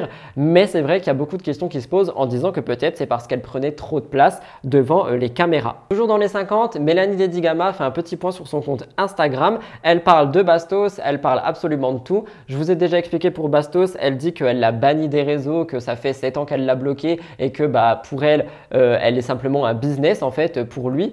Et je sais pas trop quoi en penser parce que du coup les deux sont en tournage et mon petit doigt me dit qu'ils sont dans la même équipe. Donc est-ce qu'ils sont amis, ennemis? Je sais pas. On verra bien ce que les apprentis nous réservent. Mélanie revient aussi sur plusieurs choses. Elle explique en fait la séparation avec Naya lors des tournages, elle est surtout difficile pour elle parce que la petite, elle a l'habitude, elle s'en rend plus forcément compte. Et surtout, Mélanie dit que c'est grâce à la télé qu'elle peut offrir la vie qu'elle offre à sa fille et je trouve ça beau, je voulais quand même le mettre en avant. Et enfin, pour sa deuxième participation par rapport aux 50, elle dit que c'est un challenge de ouf et qu'elle a été contente d'être invitée une deuxième fois. Vous me direz ce que vous en pensez. On revient un petit peu plus sur Roman parce que comme je vous l'ai dit, elle a eu une séquence où elle s'est rapprochée de Vivian. C'est une séquence qui a fait énormément parler parce que tous les amis de Alex Guidi, donc Maïsan, etc., se sont dit qu'elle se foutait de sa tronche, littéralement, et que ça ne pouvait pas passer. Donc on a eu pas mal de clash, en fait, directement. On a vu Maïsan s'embrouiller avec Roman, mais Roman s'est aussi embrouillé avec Manon Tanti, Cassandra, Stéphanie Clairbois, vraiment tout le monde. Et en fait, pour expliquer, on voit Roman qui fait des embrassades à Vivian et puis après on a Alex qui s'énerve et Roman qui lui dit de sauter dans la piscine pour se réconcilier. Donc Alex le fait, Maïsan dit à Alex que ça se fait pas, enfin qu'il peut pas être mené à la baguette comme ça. Et Roman, elle tacle Maïsan, ça s'arrête jamais et les choses sont vraiment parties assez loin. Et on voit que Maïsan, elle est vraiment énervée. Et suite à l'épisode, elle est revenue sur tout ça dans sa story. Je parle de Maïsan. Elle dit « Le montage me paraît odieux. Ce n'est pas comme dans mon souvenir. En voyant Alex plonger dans la piscine, je me dis « Le blaireau, il est en train de s'afficher. » Roman m'entend dire ça et râle. Je viens lui donner des explications et là, elle m'insulte. On s'énerve beaucoup et à partir de ce moment-là, tout le monde devient très méchante. On dirait qu'on est tous contre Romane, mais elle nous a tous insultés. Elle a insulté Stéphanie Clairbois, elle a insulté d'autres personnes. Donc évidemment, tu t'attends quoi en retour? Je suis désolée que vous voyez cette facette de moi, je n'aime pas ça du tout. Mais c'est parce que je me suis fait insulter. Mais ça n'a pas été montré, du coup, on dirait juste que je suis peste gratuite. Genre là, ça m'énerve trop parce qu'on dirait qu'on est tous sur Romane gratuitement. Et genre, moi, je déteste ça. Mais en fait, si on est tous énervés, c'est parce qu'elle nous a tous insultés, genre gratuitement. En l'espace d'une soirée, genre en 2 heures, elle a terminé tout le monde. Moi, elle m'a traité de tapin gratuit, juste parce que j'ai dit à mon pote que c'était un blaireau qui s'affichait. Elle a dit à Stéphanie Clairbois, vous savez ce qu'elle a dit? Elle a dit, nique ta mère. Genre, ça va pas, madame. Elle-même, c'est une maman, genre, elle a subi 2 césariennes, tu lui dis ça. Et c'est pour ça qu'on voit Stéphanie péter un câble. Mais ils peuvent pas monter les insultes. Du coup, il y a tout qui est coupé, parce qu'elle a fait que nous insulter. Elle a insulté Coralie aussi, du coup, ça va renverrer avec Coralie. En vrai, c'était une catastrophe. Et du coup, après, forcément, on était énervés. Forcément, on devient pas très cool. Enfin, moi, personnellement, à titre personnel, tu me traites de tapin. Enfin, alors que moi, 2 jours avant, j'avais plein de vannes sur ton escapade nocturne avec Vivouli, Chichounette à l'air dans la salle de bain et que je me suis contenue de les faire parce que t'es une meuf et que vas-y. Mais après, tu me traites de tapin gratuit comme ça alors qu'à 20h30, je suis au lit. Non, non, non. Et c'est pour ça que je vous dis que oui, on voit vraiment un acharnement sur Romane, mais le montage montre ce qu'il veut. Et il y a beaucoup de gens quand même, de candidats qui disent que Romane était ultra insultante sur le tournage, donc peut-être que juste tout le monde a pété un plomb. Mais il y a quand même cette rumeur qui dit que peut-être c'est parce qu'elle prenait trop de place avec les caméras. Et enfin, je ne sais pas si vous avez vu, mais on a Antoine, le fils de Mesmer, qui est présent et il fait de l'hypnose. On a eu une séquence où il a hypnotisé Vivian en lui faisant croire qu'il était une femme qui portait un enfant et que du coup il avait des contractions, etc., qu'il était en train d'accoucher. Cette séquence, elle a été critiquée et rigolote pour les internautes. Critiquée premièrement parce qu'il y a beaucoup de gens qui n'y croient pas et qui disent que Vivian fait juste du cinéma pour la séquence, et rigolote pour l'autre parce que si vous ne l'avez pas vu, franchement, allez la voir. Pour celles et ceux qui l'ont vu, dites-moi dans les commentaires si vous pensez que c'est du fake ou non. J'ai bien envie de vous lire par rapport à ça. Pour moi, ça n'en est pas parce que quand ils reviennent à eux, j'ai envie de dire, ils ont vraiment cet état de « waouh, mais qu'est-ce qui s'est passé ?» Et par conséquent, pour moi, ça serait compliqué à faker. Mais il y a quand même beaucoup de gens qui pensent que c'est du fake. Vous me direz ce que vous en pensez. Et enfin, petite chose qui s'est passée last minute, je sais pas si vous avez vu, mais on a eu Gary qui a fait une déclaration à Simon Castaldi. Ça a fait énormément parler sur les réseaux. Il y a beaucoup de gens qui trouvent que Gary est forceur envers Simon, alors que Simon n'est même pas homo. Et par conséquent, c'est quelque chose qui a quand même beaucoup été mis en avant. Simon a réagi par rapport à ça en story. Je vais vous laisser écouter. Et de mon côté, pour le montage, j'essaierai de contacter Gary et d'avoir un petit peu son avis par rapport à ça. Mais en globalité, les 50 continuent d'avancer. Ça fait toujours autant parler. Et je suis content de pouvoir vous faire des points toutes les semaines. Vous me direz ce que vous pensez de tout ça dans les commentaires. Donc voilà, alors premièrement, moi j'étais au courant, je suis pas débile, j'ai très bien compris très vite. J'ai très vite compris que notre amitié avec Gary allait faire parler. Je savais très bien que ça allait être compliqué parce que les gens allaient pas trop comprendre pourquoi ça. J'ai même peur que les gens pensent que je puisse d'une manière faire espérer Gary. J'avais peur aussi de ça, que les gens pensent que j'allais me jouer de lui, alors que c'est pas le cas du tout et vous le verrez plus tard. Et enfin bref, j'ai rien à prouver, mais moi je le sais, Gary le sait aussi. Moi j'avais très peur de ça parce que je sais que c'est un sujet tabou, qu'il fait des choses où il est clairement en expression de ses sentiments, ce qui est très beau parce que il a quand même eu le courage de le faire. Maintenant, moi je lis beaucoup de tweets, bon je suis pas beaucoup sur Twitter, mais bon, là on m'a dit va voir Twitter, etc. Ça parle beaucoup par rapport à ça. J'ai lu quand même des grosses conneries, comme d'habitude, j'ai envie de vous dire, que je dois quand même expliquer. Alors, une des premières conneries que j'ai lues, c'est si un homme ferait ça à une femme, on aurait crié au harcèlement. Alors, je vois pas à quel moment Gary m'harcèle, déjà. Deuxièmement, il m'a juste, pour l'instant, chanté une chanson de Céline Dion qui explique un petit peu notre relation, entre guillemets, amicale, qui est peut-être ambiguë d'un côté. Voilà, je trouve ça quand même assez beau, assez mignon. Moi, je suis gêné parce que je m'y attends pas, donc devant des gens, on sait que c'est filmé, donc bien sûr c'est un petit peu gênant. C'est compliqué de réagir à ça. Donc j'ai réagi comme je voulais le faire, avec un câlin, en disant que c'était beau, que ça me touchait, parce que ça m'a vraiment touché ce qu'il a fait. J'ai donc pu m'entretenir avec Gary pour savoir comment est-ce qu'il se sent, comment est-ce qu'il prend tous les commentaires qui sont faits à son sujet de par sa relation amicale avec Simon, et il n'a pas souhaité réagir de vive voix pour l'émission, mais il m'a quand même demandé de pouvoir retranscrire ce qu'il pensait et ce que Gary pense et ce que je pense également. Les internautes vont trop loin, nous n'étions pas là, et on parle ici de déclarations d'amour, de choses qui sont belles, et par conséquent ça ne vaut pas toute la haine que Gary se prend. Je lui envoie donc évidemment plein de courage et d'amour et j'espère que vous en ferez de même. Maeva Guéna m'a fait parler cette semaine et je pense que ça va vous faire réagir. On commence par un petit problème d'argent. Le 20 septembre, elle explique sur ses réseaux qu'un ami à elle l'avait trahi et qu'il lui avait pris 84 000 €. Donc Maeva Guéna m'avait expliqué tout ça sur les réseaux. Elle avait dit qu'il y avait pire dans la vie selon elle et qu'elle pouvait pas trop expliquer ce qui se passe parce que sinon elle allait finir dans un bad buzz et une polémique. Bref, c'était assez énigmatique, personne n'a compris quoi que ce soit. Je vous laisse écouter, on ne sait jamais. Je vous expliquerai tout ce qui s'est passé, tout ce que j'ai eu, comment j'ai perdu 84 000 €. Comme ça, vous faites pas avoir comme moi. Mais j'attends de résoudre ce problème puisque je peux perdre encore plus d'argent pour vous en parler. Mais de toute façon, je vais tout vous dire, je vais tout vous montrer.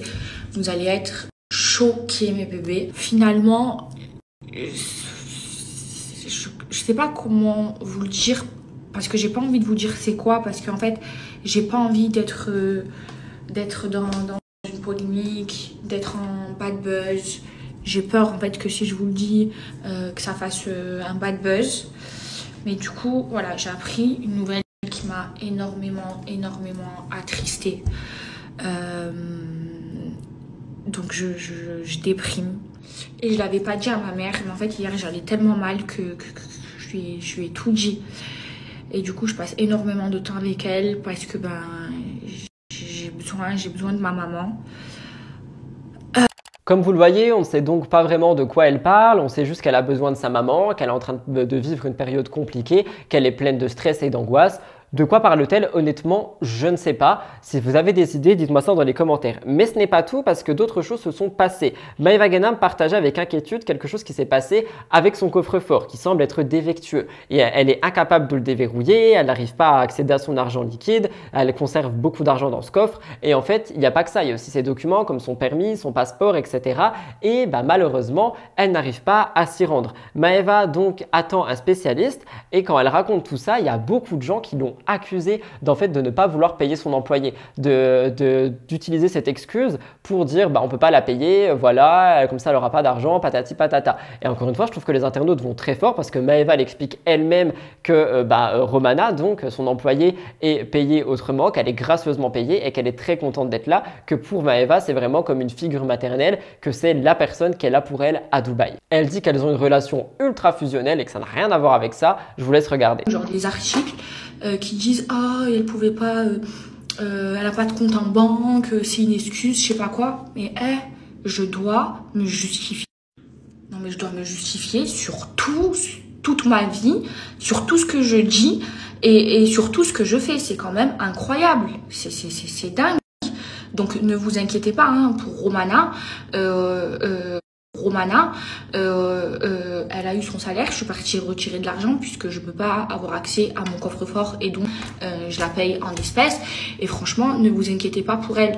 Romana, je vous jure, c'est incroyable, je dois me justifier surtout. Romana, c'est comme ma deuxième maman, je l'aime, je raconte toute ma vie, elle est super importante pour moi et je l'aide beaucoup financièrement et je donne pas que son salaire. Je donne beaucoup de pourboires et elle est très contente de travailler avec moi parce que je peux pas dire pour moi parce que je la considère vraiment.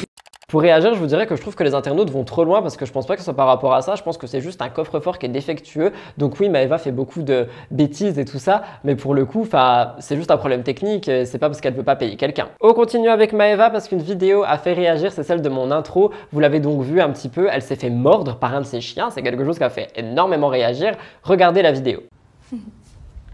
Il est où là? Il est là mon fils. N'en fais pas le nerveux, maman. Ici, maman, ici. Ah, il m'a mordu.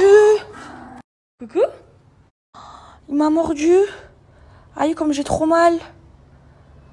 Aïe, je fais quoi? Ah.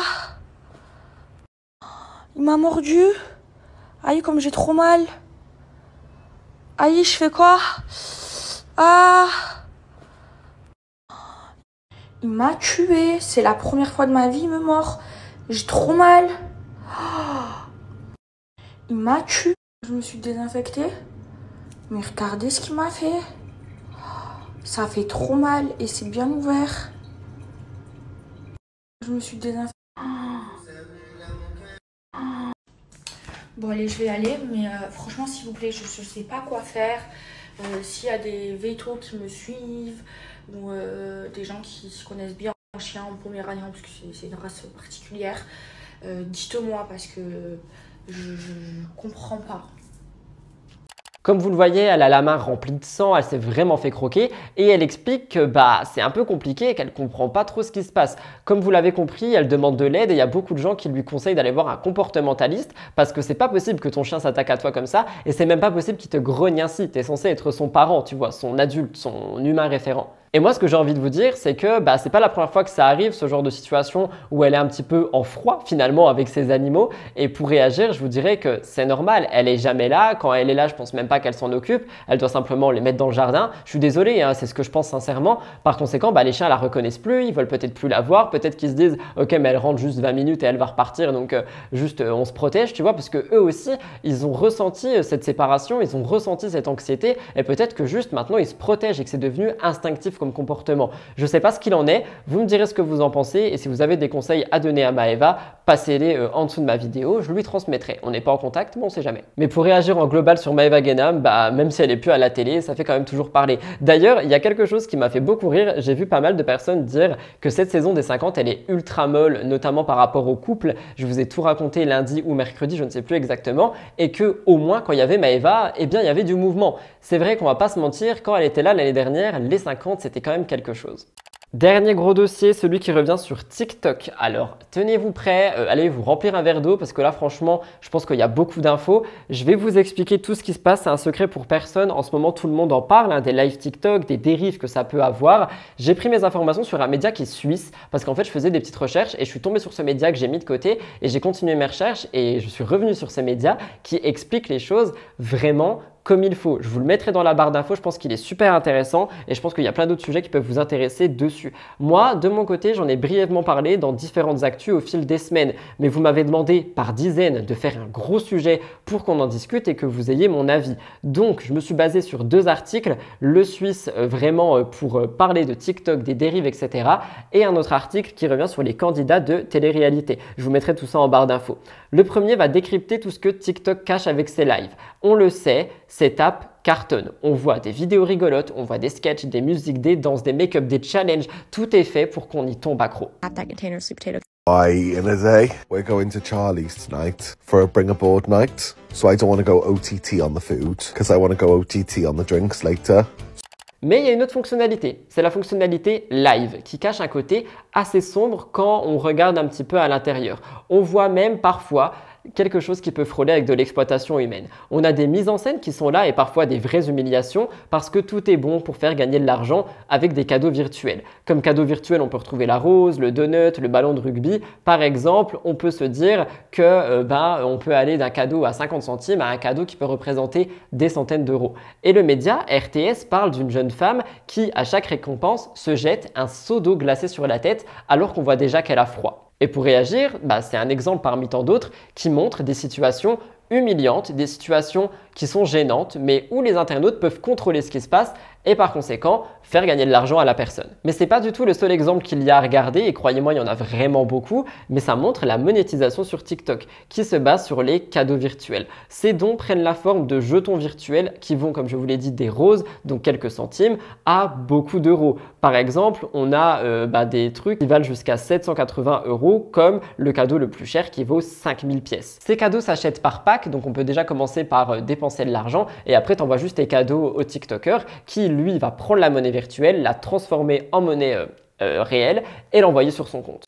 Vous me direz, c'est un peu comme sur Twitch quand il y a des dons, etc. Sauf que là, ça n'a rien à voir du tout. Mais vous l'aurez compris, beaucoup de personnes ont compris qu'on pouvait se faire masse de thunes. Par conséquent, ils se rendent sur cette plateforme et on a de plus en plus d'influenceurs du monde entier qui se lancent dans ces lives et en font un véritable business. On a des scènes humiliantes, d'autres scènes qui sont dangereuses et on a aussi certains influenceurs qui vont tout simplement dire aux personnes qui les regardent, donne-moi un cadeau, donne-moi un cadeau, donne-moi un cadeau. En échange, on a le TikToker qui dit des noms en live, qui va agir réagir d'une certaine manière, qui va récompenser, je sais pas, par un comportement, une phrase, un compliment, peu importe. Et du coup, le donateur est content, il a sa dose d'endorphine et il repaye, etc.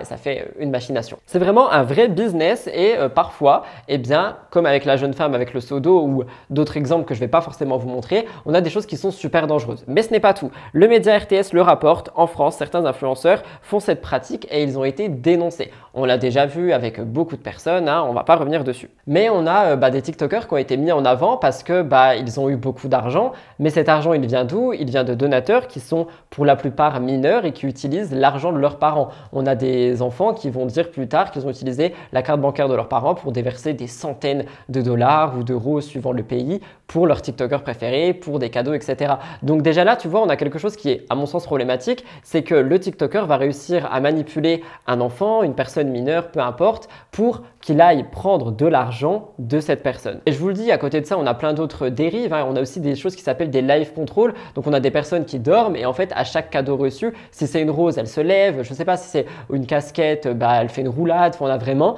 tout ce business qui est là et des personnes qui vont passer des journées entières derrière leur téléphone à se faire beaucoup d'argent. Certains TikTokers gagnent jusqu'à 4000 $ par live. C'est quoi cette mode du NPC streaming qu'on voit partout en ce moment sur TikTok? Ice cream so good. Yes, strong woman. Yes, strong woman. Yes, strong woman. Avez-vous déjà rêvé de contrôler vos streamers préférés? Eh bien sur TikTok, ce rêve devient une réalité.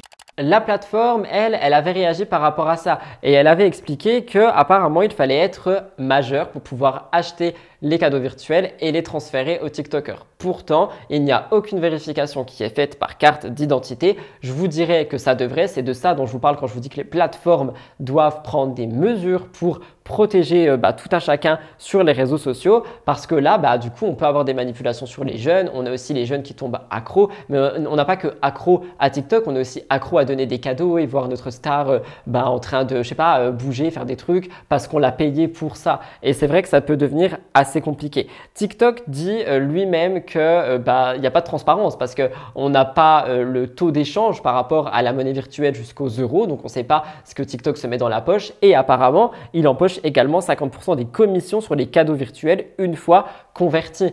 Par conséquent, malheureusement, on est encore une fois dans un business autour de l'argent. Et quand tu regardes certains lives, on a certaines personnes, c'est devenu vraiment des usines à fric, désolé du terme, mais entre les tapotes, puis ceux qui donnent des cadeaux, etc., dans les matchs et tout, on a vraiment ça partout. Et c'est quelque chose qui est beaucoup mis en avant, mais pourtant c'est vraiment très sombre et je peux pas dire autre chose de plus parce qu'on me demande mon avis, mais mon avis, ce sont les faits et je pense comme ce que tous les médias disent, que c'est très sombre d'utiliser des mineurs, de s'utiliser soi-même aussi en tant que pantin et je vais me lever et je vais me jeter un seau d'eau dans la tronche pour avoir quelques dizaines d'euros, puis peut-être à la fin du live, ça tournera sur 1000. Ça peut être dangereux, on peut faire des actions qui sont dangereuses pour nous, pour les utilisateurs qui regardent, pour notre famille, enfin, ça peut vraiment tourner mal. L'article a vraiment donné pas mal de chiffres, ils ont fait une enquête très complète. Encore une fois, je vous mettrai tout ça en barre d'infos. Mais pour lier tout ça à la télé-réalité, eh bien, on le sait, il y a 90% des candidats et des candidates qui ont migré sur TikTok. Au début, on ne comprenait pas trop pourquoi. Maintenant, je pense qu'avec tous les dessous qui sont en train d'être faits, on peut comprendre pourquoi.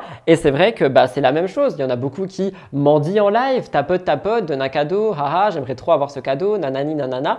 Et ils prennent ça à leurs consommateurs, mais consommateurs qui sont pour la plupart mineurs. C'est statistiquement prouvé, il suffit de faire quelques recherches et pourtant les lives, quand eux disent qu'ils veulent juste échanger avec leur communauté, des lives ils peuvent en faire sur Instagram gratuitement, sur YouTube pour avoir des vrais dons, sur Twitch pour vraiment aussi encore une fois toucher les gens et avoir des dons autrement avec de l'argent qui est sécurisé, des personnes qui sont majeures, enfin c'est pas pareil tu vois. Mais c'est vrai qu'on a beaucoup de dénonciations et en fait, il y a beaucoup de gens qui disent que oui, c'est cool, le dropshipping, ça a baissé, les arnaques en placement, ça a baissé, mais en fait, ils ont tous migré sur TikTok et ils recommencent leur business sombre sur la plateforme. On peut notamment lire, c'est quoi tous ces candidats de télé qui enchaînent les lives comme des mendiants car ils ne peuvent plus escroquer les gens. Les live matchs sur TikTok, c'est depuis l'arrivée massive des gens de télé qui sont de plus en plus visés par les internautes. Même un député tente de réguler ce phénomène de dons de cadeaux virtuels pouvant valoir jusqu'à 667 €. Les prix des cadeaux que les candidats font dépenser sur TikTok à des pigeons ou jeunes vulnérables 24 heures par jour à mendier et il va falloir s'occuper d'eux. Les réactions ont beau être violentes, je suis assez d'accord, je pense qu'il faut s'occuper de ça. Je te jure, je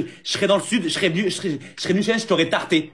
Non, mais t'es trop Ma mère chaud. pourrait tarter devant Raphaël Pépin, tu fais le mec, et l'autre qui se marre avec son rire de bouffon là. T'as Mais pas honte ça va, devant désolé, lui. calme-toi, T'as pas Simon, honte- t'es trop T'as costaud pas pour honte moi. devant lui de faire ça? T'as pas honte de faire ça devant lui? Tu manques de respect en plus. Au-delà de Adixia, ça montre envers la femme, pilonner comment tu parles, devant des milliers de personnes, devant Mais des j'ai dit que Ilan, il montait des meubles en les pilonnant. Qu'est-ce que tu parles de quoi tu parles? Tu m'as dit l'autre? Tu m'as appelé l'autre, toi? Non, je parle de Tu m'as appelé Raphaël. l'autre, toi? Je parle de Raphaël. Ah. Non, il a parlé d'Adixia. Mais voilà, vous vouliez vraiment un gros dossier, une grosse actu par rapport au live TikTok. J'espère que j'ai pu vous apporter quelques informations. J'espère aussi que j'aurai documenté ça au montage comme il se doit, avec peut-être des morceaux et des extraits de live si j'en ai trouvé. Quoi qu'il en soit, c'est vraiment un sujet qui, comme les placements frauduleux l'ont été, est maintenant mis en avant et j'espère que les choses pourront bouger. Mais selon moi, outre l'État, il y a aussi les plateformes qui doivent vraiment prendre des engagements et prendre des mesures de sécurité. Mais on le sait, TikTok, le géant chinois, ne compte pas le faire. C'est pas la première fois qu'ils sont dans des polémiques. Vous me direz ce que vous en pensez, mais encore une fois, pour tous les parents qui me regardent, faites attention à vos enfants avec cette application. Oui, il y a des belles choses comme on en a parlé tout à l'heure, mais il y a aussi tout ce que je viens de vous raconter et qui me prend littéralement presque un tiers de mon script. Mais vous l'aurez compris, les gros dossiers sont terminés sur cette actu. On passe à l'astro-actu et après j'ai une découverte aussi pour vous et nous terminerons cette émission. Si vous êtes toujours là, n'oubliez vraiment pas de vous abonner en masse et de liker en masse, ça aide beaucoup. On est 40% à regarder cette émission et à ne pas être abonné et vous êtes des milliers à ne pas liker et je trouve ça mais tellement dommage. Au début de la chaîne, tout le monde le faisait en masse et je sais pas, tout le monde s'est dit ah, ok, ça sert plus à rien. Et même si je parle des mendiants de TikTok, moi je m'en dis des likes mais ils sont gratuits et ça aide beaucoup.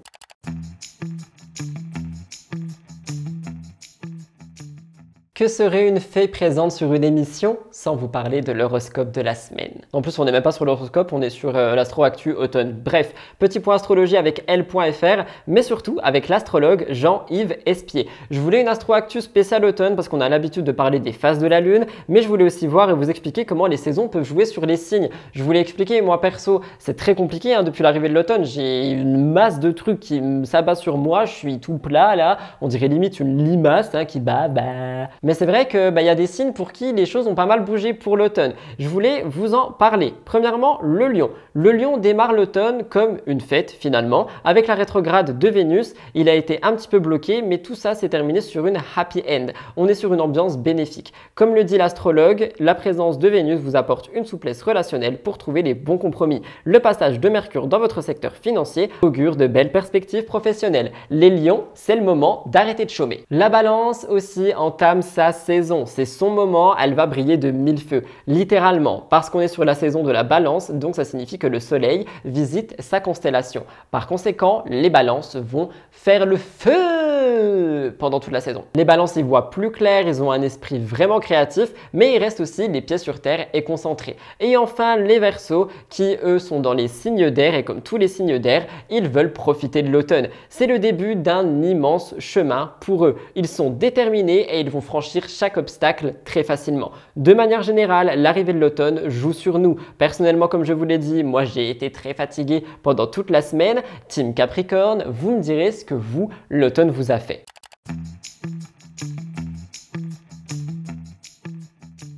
Pour la découverte de la semaine, je vais vous parler d'un truc, mais franchement, j'espère sincèrement qu'il y a des gens qui pourront craquer. Je suis pas sponsor hein, et j'ai même pas regardé les prix pour être honnête, donc ça peut être un peu cher, mais je voulais vous parler du Fairphone 5. Je sais pas si vous avez vu passer la pub sur YouTube, moi j'ai vu plusieurs fois, du coup j'ai fait un petit peu de recherche dessus. Et en fait, on est sur un téléphone qui est composé, je crois, à 70% de matières recyclées et recyclables et qui est vraiment très bien. C'est un téléphone qui est Android, donc malheureusement, je ne peux pas travailler avec parce que tous mes appareils sont Apple et j'ai fait un tableau des pour et des contre pour aller chez Android et au niveau du Pro, ça va me freiner et je trouve ça trop dommage, mais j'aimerais vraiment avoir un Fairphone. Pourquoi? Parce que c'est un téléphone qui a l'air incroyable, qui a l'air de durer dans le temps au moins entre 8 et 10 ans, mise à jour incluse, ils ont tout prévu et surtout, tu peux changer une pièce toi-même si jamais il pète ou peu importe. Il est écologiquement parlant très bon, il est aussi très bon pour les personnes qui y travaillent parce que je crois qu'à chaque commande, les employés ont une mini promotion, mais au niveau des commandes, du coup, ça peut faire une grosse promo et par conséquent, vraiment, moi j'ai adoré. Si jamais jamais vous cherchez un nouveau téléphone, que vous voulez quelque chose d'un petit peu plus engagé, et encore une fois, c'est pas une sponsor,